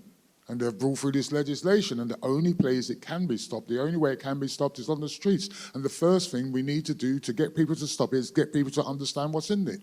Our friends on the white left, fortunately, they just found out last year, through to the unfortunate killing of Sarah, they suddenly started to find out about the right to protest being removed. But let me tell you someone, look, we protest for fun, us two. I mean, we have decades of protesting, and we protest because we're disproportionately more likely to be stopped and searched, disproportionately more likely to be arrested, fitted up, disproportionately more likely to have use of force against us, disproportionately more likely to die in custody. That's why we protest. We really need to protest. But let me tell you something, in this bill, the violence that you see taking place in London is going to be exported right across the country. The violence that they're telling you only young black gangsters are involved in at the moment, this bill, legislation, the sharing of data and information that they've got in it, is going to be shared right across this country. This bill is the most draconian piece of legislation ever. And when Suresh says some of us might go to prison, some of us have to be prepared to go to prison to stop this, because if it comes in, we're going to go to prison anyway. All right? So please stay on the walk and see, because you'll learn that there's much more in it than people are talking about currently. I was just going to say the same thing in terms of we have to expand our understanding of the bill. So, for example, when we think about the new police bill, the most common thing is, it curtails the right to protest. But there is so much more in there in terms of there's prevent-like legislation in there. So with prevent, you have to... as me working in a university, working in social services, I have to legally look for signs of radicalization, right? Teachers, right? Youth workers, everyone in the public sector. But that is in the police bill now in terms of serious youth violence, right? Remember what I said in my talk, the war on gangs is connected to the war on terror, right? These things, they're bringing in counter-terrorism legislation, the most oppressive kind, and they're applying it on young black youth, right, under the war on gangs, right, which the war on gangs is the legacy of 2011, right? 2 or 3 months after the UK, England erupted, they had Bill Bratton come over, right? Bill Bratton from America, super cop Bill Bratton, who's notorious for policing gangs, right? 3 or 4 months later, what happens? We have the gangs matrix database, right? So we have to understand the dynamic, the multifaceted nature of this bill, because that's important for them building building alliances and resisting it collectively.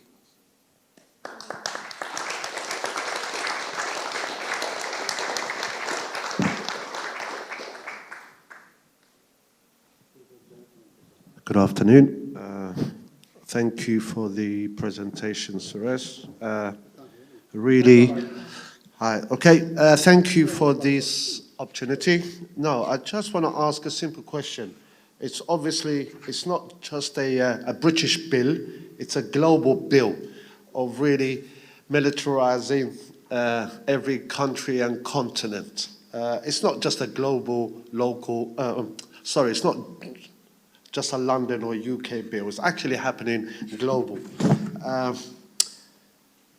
How do we challenge and monitor the global racist and fascist movements that is really pushing these bills that terrorize our communities under the umbrella of fighting gangs or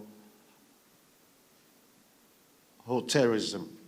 I just want to know how we're going to monitor it globally rather than a local perspective. Who wants to take that big question there? From Brazil to Papua New Guinea.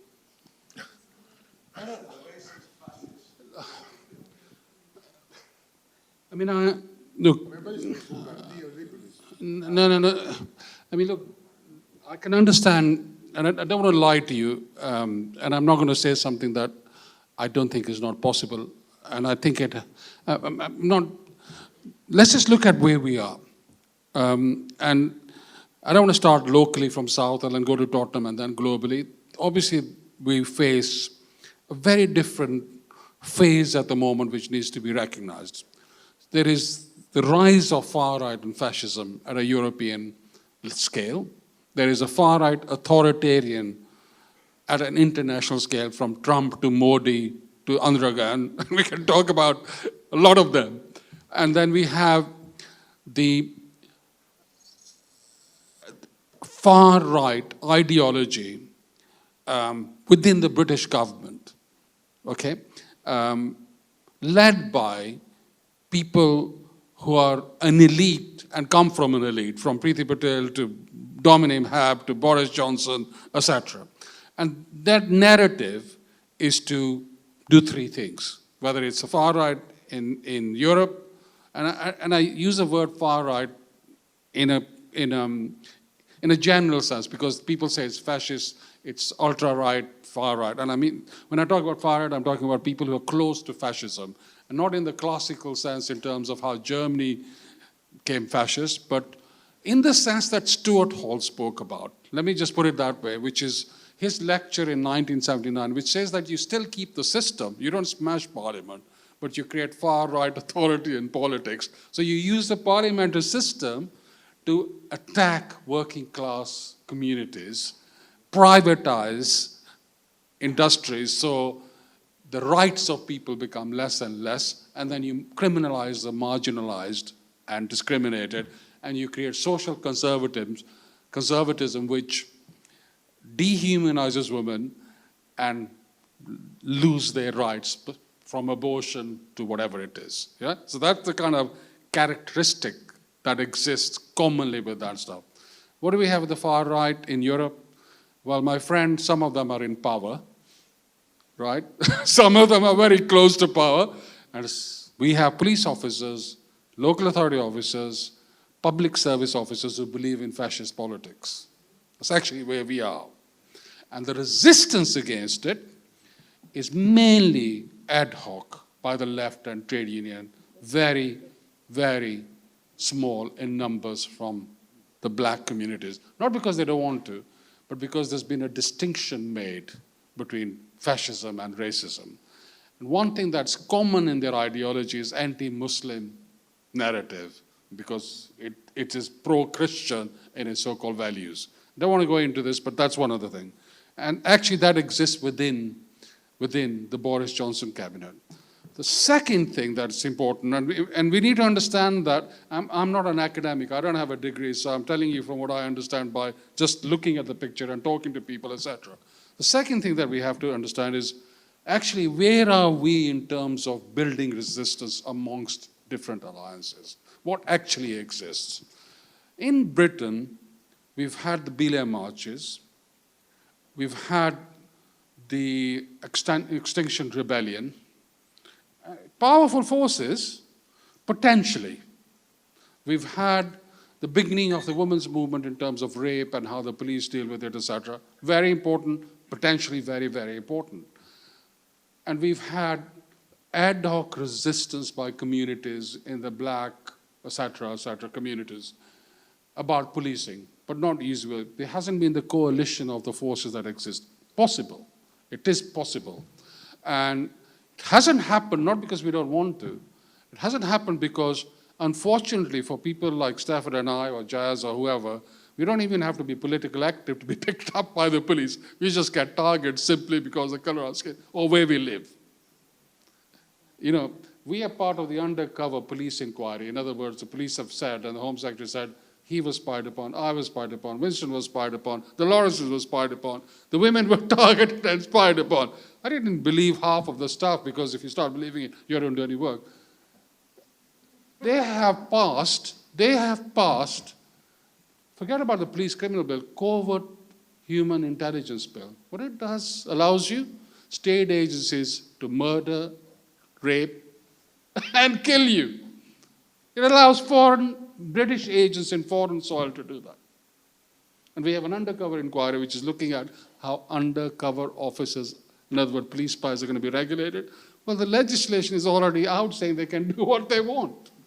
So we have a situation where we have an authoritarian stance coming out in this country, but it's legitimized by parliamentary process. And we have a country that is divided on what should happen to immigrants and migrants, on Brexit. So in order to build an alliance under that, we need to think differently. What it means is, I'm sorry, shut me up when you want, not because you won't allow me to speak. I think it's an important question and I want to respect you and I want to try and answer that question. It's a global problem. You have to have a global response. We don't have a global organization or movement. We have a global environmental movement, which is not anti-racist. But racism has to deal with global sickness because of the disparity. I mean, I live in Southall, you live in Tottenham, you guys come from wherever. You see the disparity that exists in these areas because of COVID and the deaths and the poverty that exists. Shocking, absolutely shocking. Anti-racists can no longer deny global sickness and the cause of it, which is about environmental damage and deforestation. Because it's not, we have to make that connection. So if you're going to make that connection, we have to think in different terms. We have to build communities which link up with national movements and then link up internationally. For that, we need a vehicle. We need resources. My friend, we don't even have a penny to spend on us. We don't have rich people who give us money. I've tried, I'm being honest with you. I've begged, borrowed, and stolen. I've never got a penny from people. I've given people, you've given money. That's what I mean by solidarity. Some people like Network Social Change will give us 5,000, 6,000. It's not enough to build movements. We don't have. So if we can get the resources, we have the foot soldiers who want to fight. We have a population that is becoming more and more conscious about these things. But we don't have the politicians on our sides apart from a handful of them. So we have to think of different ways of working. And I want to link up anti-racist women's struggles with other struggles, environment. I want to link it up. It's what we did and how we won. Although the role of women has never been recognized in those struggles that we fought. And for different reasons, then we need to work why that is. And I'm willing to talk about it. I don't have an issue about it. But don't ask the question which allows us to answer it positively. Don't ask a question where we know the answer is no. Because we know when the back's against a wall, we are going to fight, but I don't want to get into that position because this time we will die. And I know I sound dramatic. I don't mean to be dramatic. I know people who have died. I know people who have died and been imprisoned. I know that Brexit means somebody like me will never not talk about racism until my deathbed. I don't want to. I want to talk about other things. I'm not interested in racism for simply talking about racism. I'm not tired like the young people I hear at BLM movement, 19-year-olds telling me I'm tired of racism. I'm not tired. I'm not tired. I feel as fresh as I was when I came out of the street. I will never give up. But I don't want to talk about racism all my fucking life until I die. I don't want to talk about it. Not because I will fight. But we have to build a movement. We have to start thinking of building something, guys. And if we can't build amongst 10 of us here, forget about global. So at the moment what happens is exchange of information. We know how the far right are moving in France, how they're doing it in Belgium, how they're doing it here. Let's stop here. The far right authoritarianism in India is worse than anything you can ever say. All right? I know India. My brother's in India. I have been to India. The amount of raping of Dalit women and Muslim women, people being killed by far-right, religious, authoritarian, BJP people simply because they are alleged to have eaten beef. Never used to happen in India. The attack on trade union movement, the marginalized Muslim. My crime of just putting a sign when Narendra Modi came in on parliament saying, Modi not welcome, has allowed them to bar me from coming to India. So I know what the personal implications are. I don't care. I'm not interested in. I want to stand up with people if they're willing to stand up.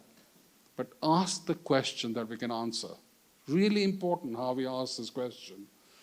Because, the far right will take away our resilience by simply putting something on an agenda without us understanding the consequences. So let's prepare a battle together, but understand what the rules of those battles are. And it has to be inclusive. I'm not prepared to just come out on the streets and have a fight. I don't have a problem with doing that. I may get injured, but I want to win. And I can't win without my sisters or my black brothers and sisters. Not possible for us to win. Let's build that alliance and then talk about a global movement. It's actually what the far right has done. They've learned the lessons and been aided by neoliberal politics. What we fight in Southall today isn't just about fascism. We have won campaigns in Southall against the local council for saving the town hall, which is used by everyone. So black people, Somalian people, African people, women can still go to the town hall rather than become a religious organization.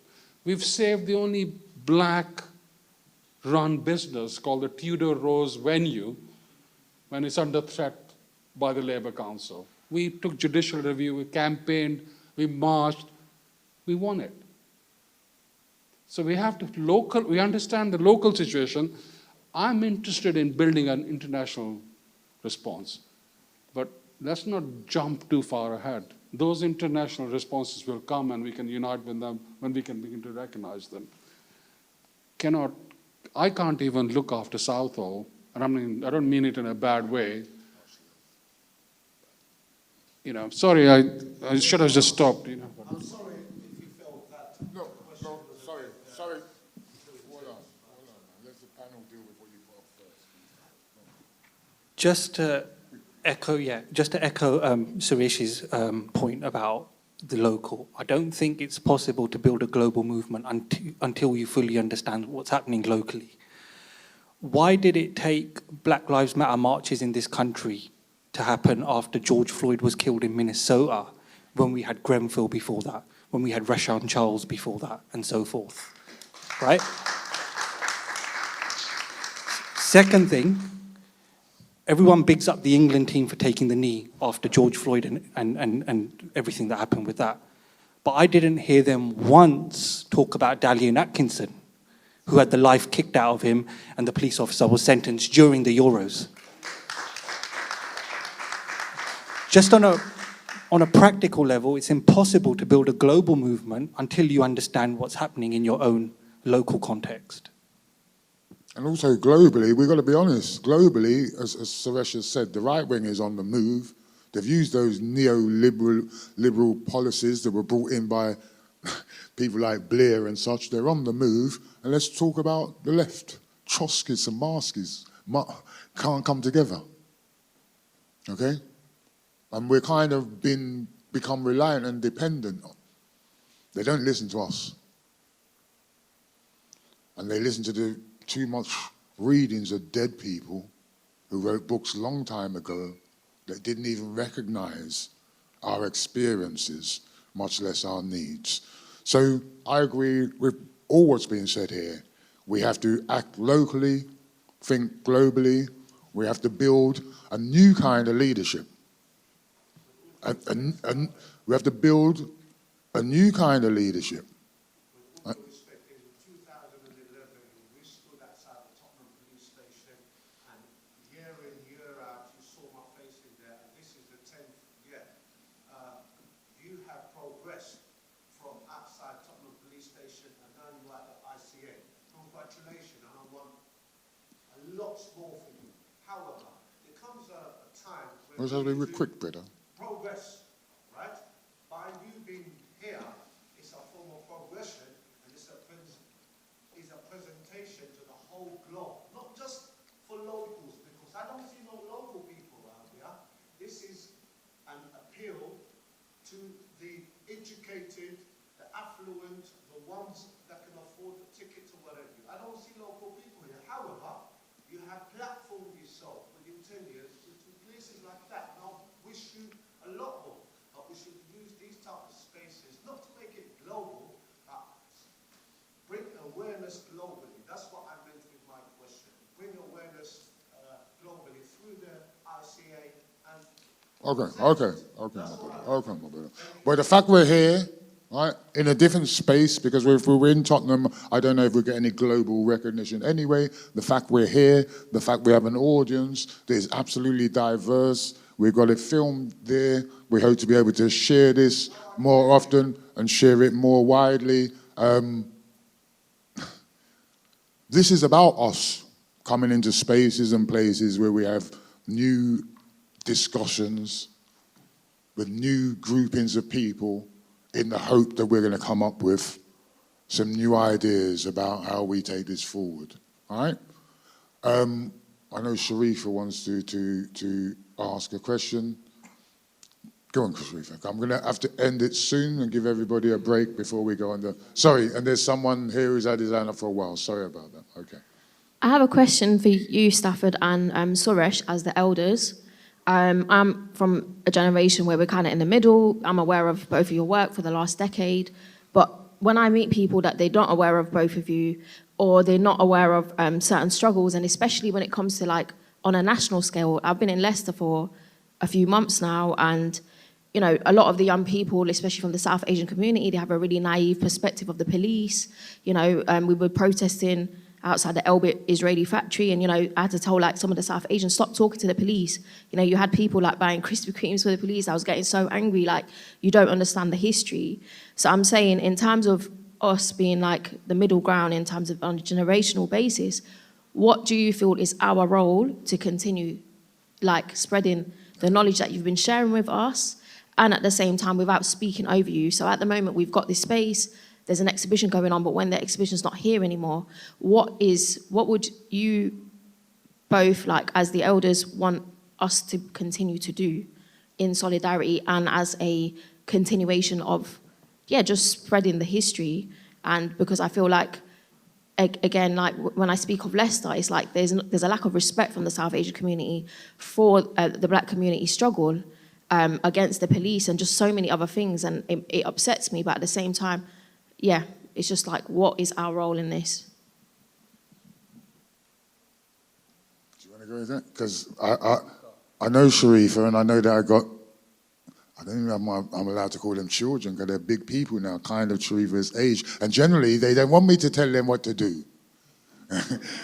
So you asking the question is really interesting, but it's our struggle. My struggle is your struggle. It's just a continuation of that struggle. And one of the things that's happened over the years is as new coming communities come along, they don't understand that it's a part of that struggle. So you're talking about South Asian community in Leicester. We have African or black communities in London who feel that the struggle that we had in the 80s is not relevant to them today because time is different. But we know, at the very least, the enemy is exactly the same. At the very least, we know that. I say our struggles are exactly the same, right?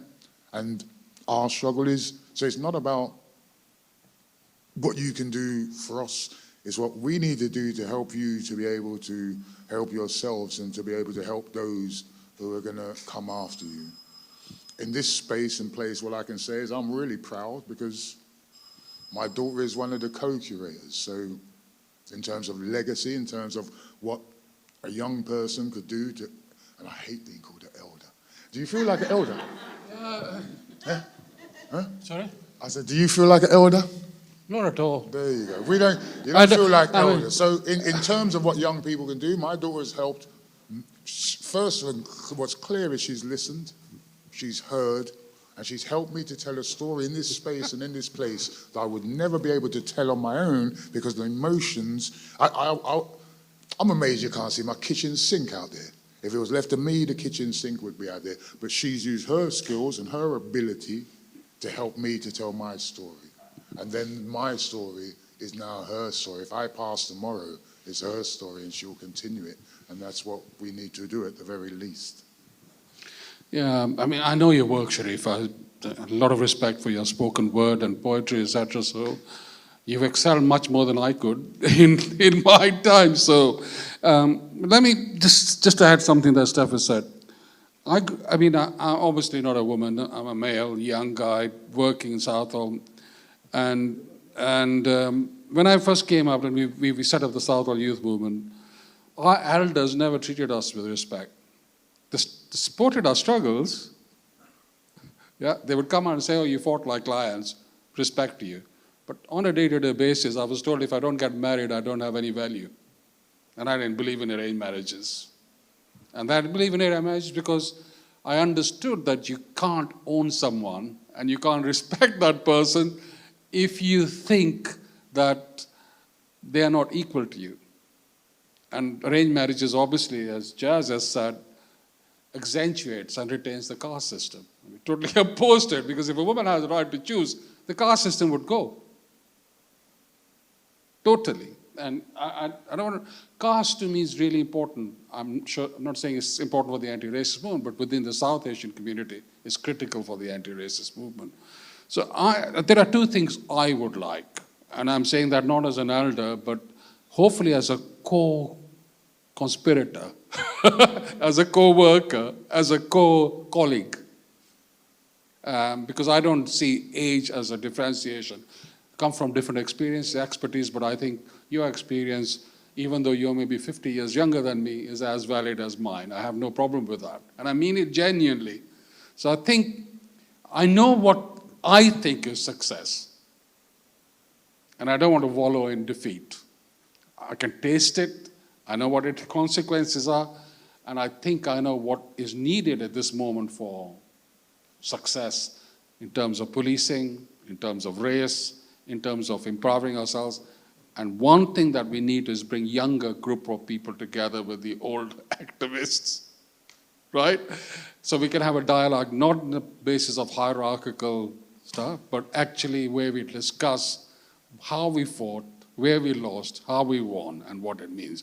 Stafford and I are entrenched in communities because actually our communities became our workplaces because we were excluded from that, and all we have is people finding that. But communities are not monolithic. They don't represent progressive all the time. But what it does mean is that your legacy of equality is retained by a large number of people around you. And I see women, transgender, whatever it is, as part of that community. I mean, what was absolutely pivotal for us after the 81 period was that we burst a hole in the dam which allowed other progressive movements to come up. So you had the birth of the Southall Black Sisters in 79, which came out of the monitoring group, by the way, Southall monitoring group. All the women decided to set up the Southall Black Sisters, and rightly said, we had a pact and an understanding political. We will never criticize a women's organization publicly in Southall, because we wanted to create a space for them. That's a political understanding. It's not social work, because of the particular conditions that exist in our South Asian communities of patriarchy, of domestic violence, etc., etc. Even if you have differences, we'll never criticize them. And I don't think you would ever see any remark from me 40 years where I ever criticized a women's organization. Even if I have disagreed with them, I've never criticized them. That's because of a political understanding that our liberation is connected together.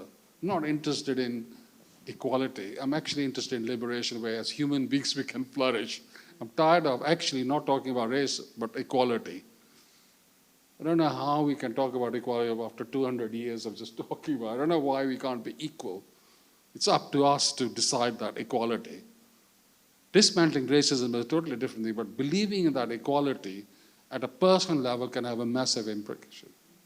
So I think what we need is the use of new technology, which we use all the time, but is much greater, the new tools of communication from spoken word, etc.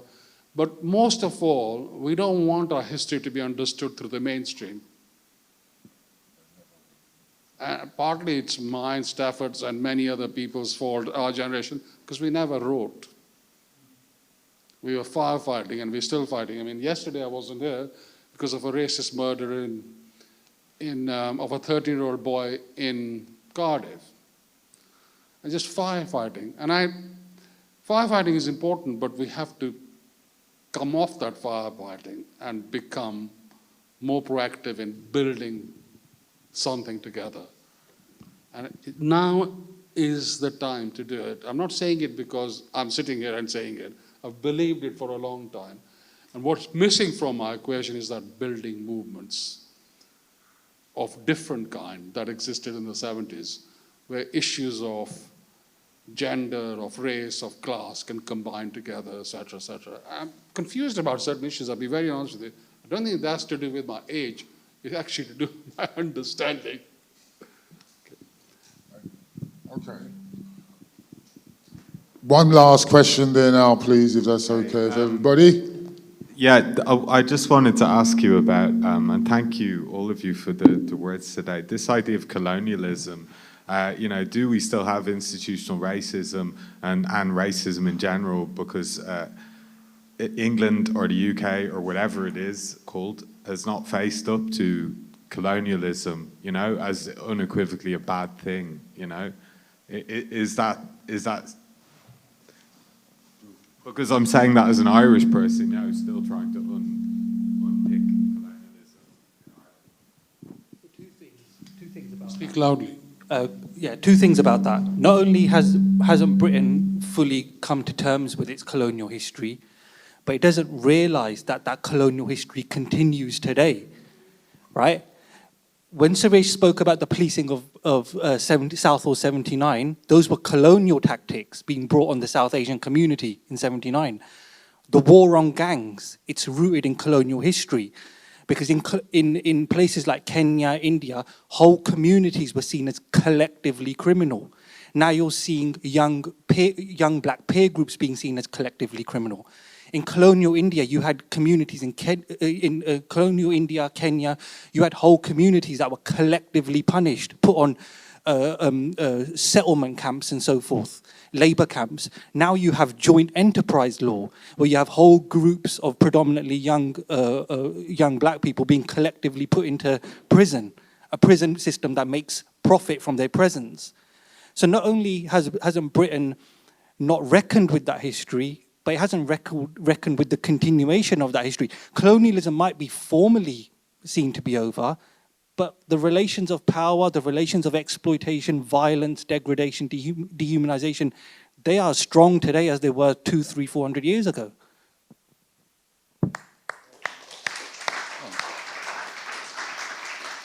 I hope that answered your question there.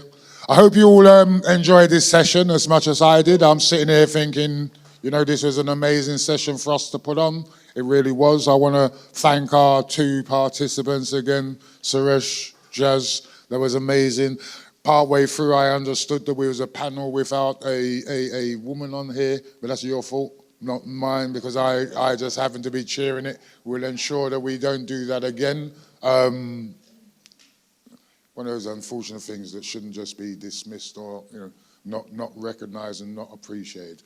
But thanks for what we did here today. I think it was brilliant. I think in terms of our public programme, you've just ratcheted it up and added another level of understanding. I hope everyone understands that next week, so we've gone up to the Southall youth movement here. And what I said earlier on is that in our communities, we were saying, well, some of the Indian communities are not standing up and they don't allow themselves to be targeted, but they then become targeted as a result. So when we saw what they did in Southall, we took notice. We really did take notice. And Tottenham Riots, who on paper I call myself the director, but I just like to call myself the coordinator. Tottenham Riots comes out of the monitoring group and the Broadwater Farm Defence Campaign from the 1980s. So next week, we're going to be talking about, it's all the stories from the farm. We're going to be talking about how we had a youth association, the amazing things we did there, because what we did there have never been done in this country before or since. We're going to talk about the support that we gained from Bernie Montgomery Grant, why he's a cult and iconic figure in black communities. You may not even know that at least one of the Tottenham Free is actually here today. Tottenham Free, those are those who were arrested and framed for the murder of a police officer whose name we don't mention in this space, because we mentioned Cynthia Jarrett's name, and when they normally mention the police officer, they don't mention her name. But Winston Silcott, one of the Tottenham Free, the main man who was framed, he's in here. We got him upstairs playing music. We're hoping that we do it because there's a memorial across the road to dead police officers who died on duty. We do it because we want the police to know he's here. We hope that Betty and Lizzie down the road knows he's here. And next week he's going to tell a story that although many of us think we know it, we don't know it. So I think and then after that we've got inquests to come, we've got United Friends and Family to come. We're going to have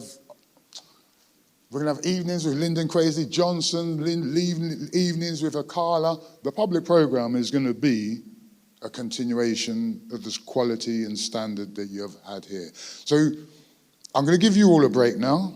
It's 20 to 5. All right, I'm going to allow you to get coffee, stretch your legs. Is 20 minutes enough? Do you think? We can give you 20 minutes, we can give you half an hour, because the next half an hour, right? Make sure you come back though. Make sure you come back in half an hour. In half an hour's time, I'm going to start the walk around. And in the walk around, you're going to see the answers to many of the questions that was actually already put to us from the floor. So thank you. You've been an amazing audience. You've been really attentive. Please do come back again. We love you. And thank you, Suresh. Thank you, Jack. Thank you, man.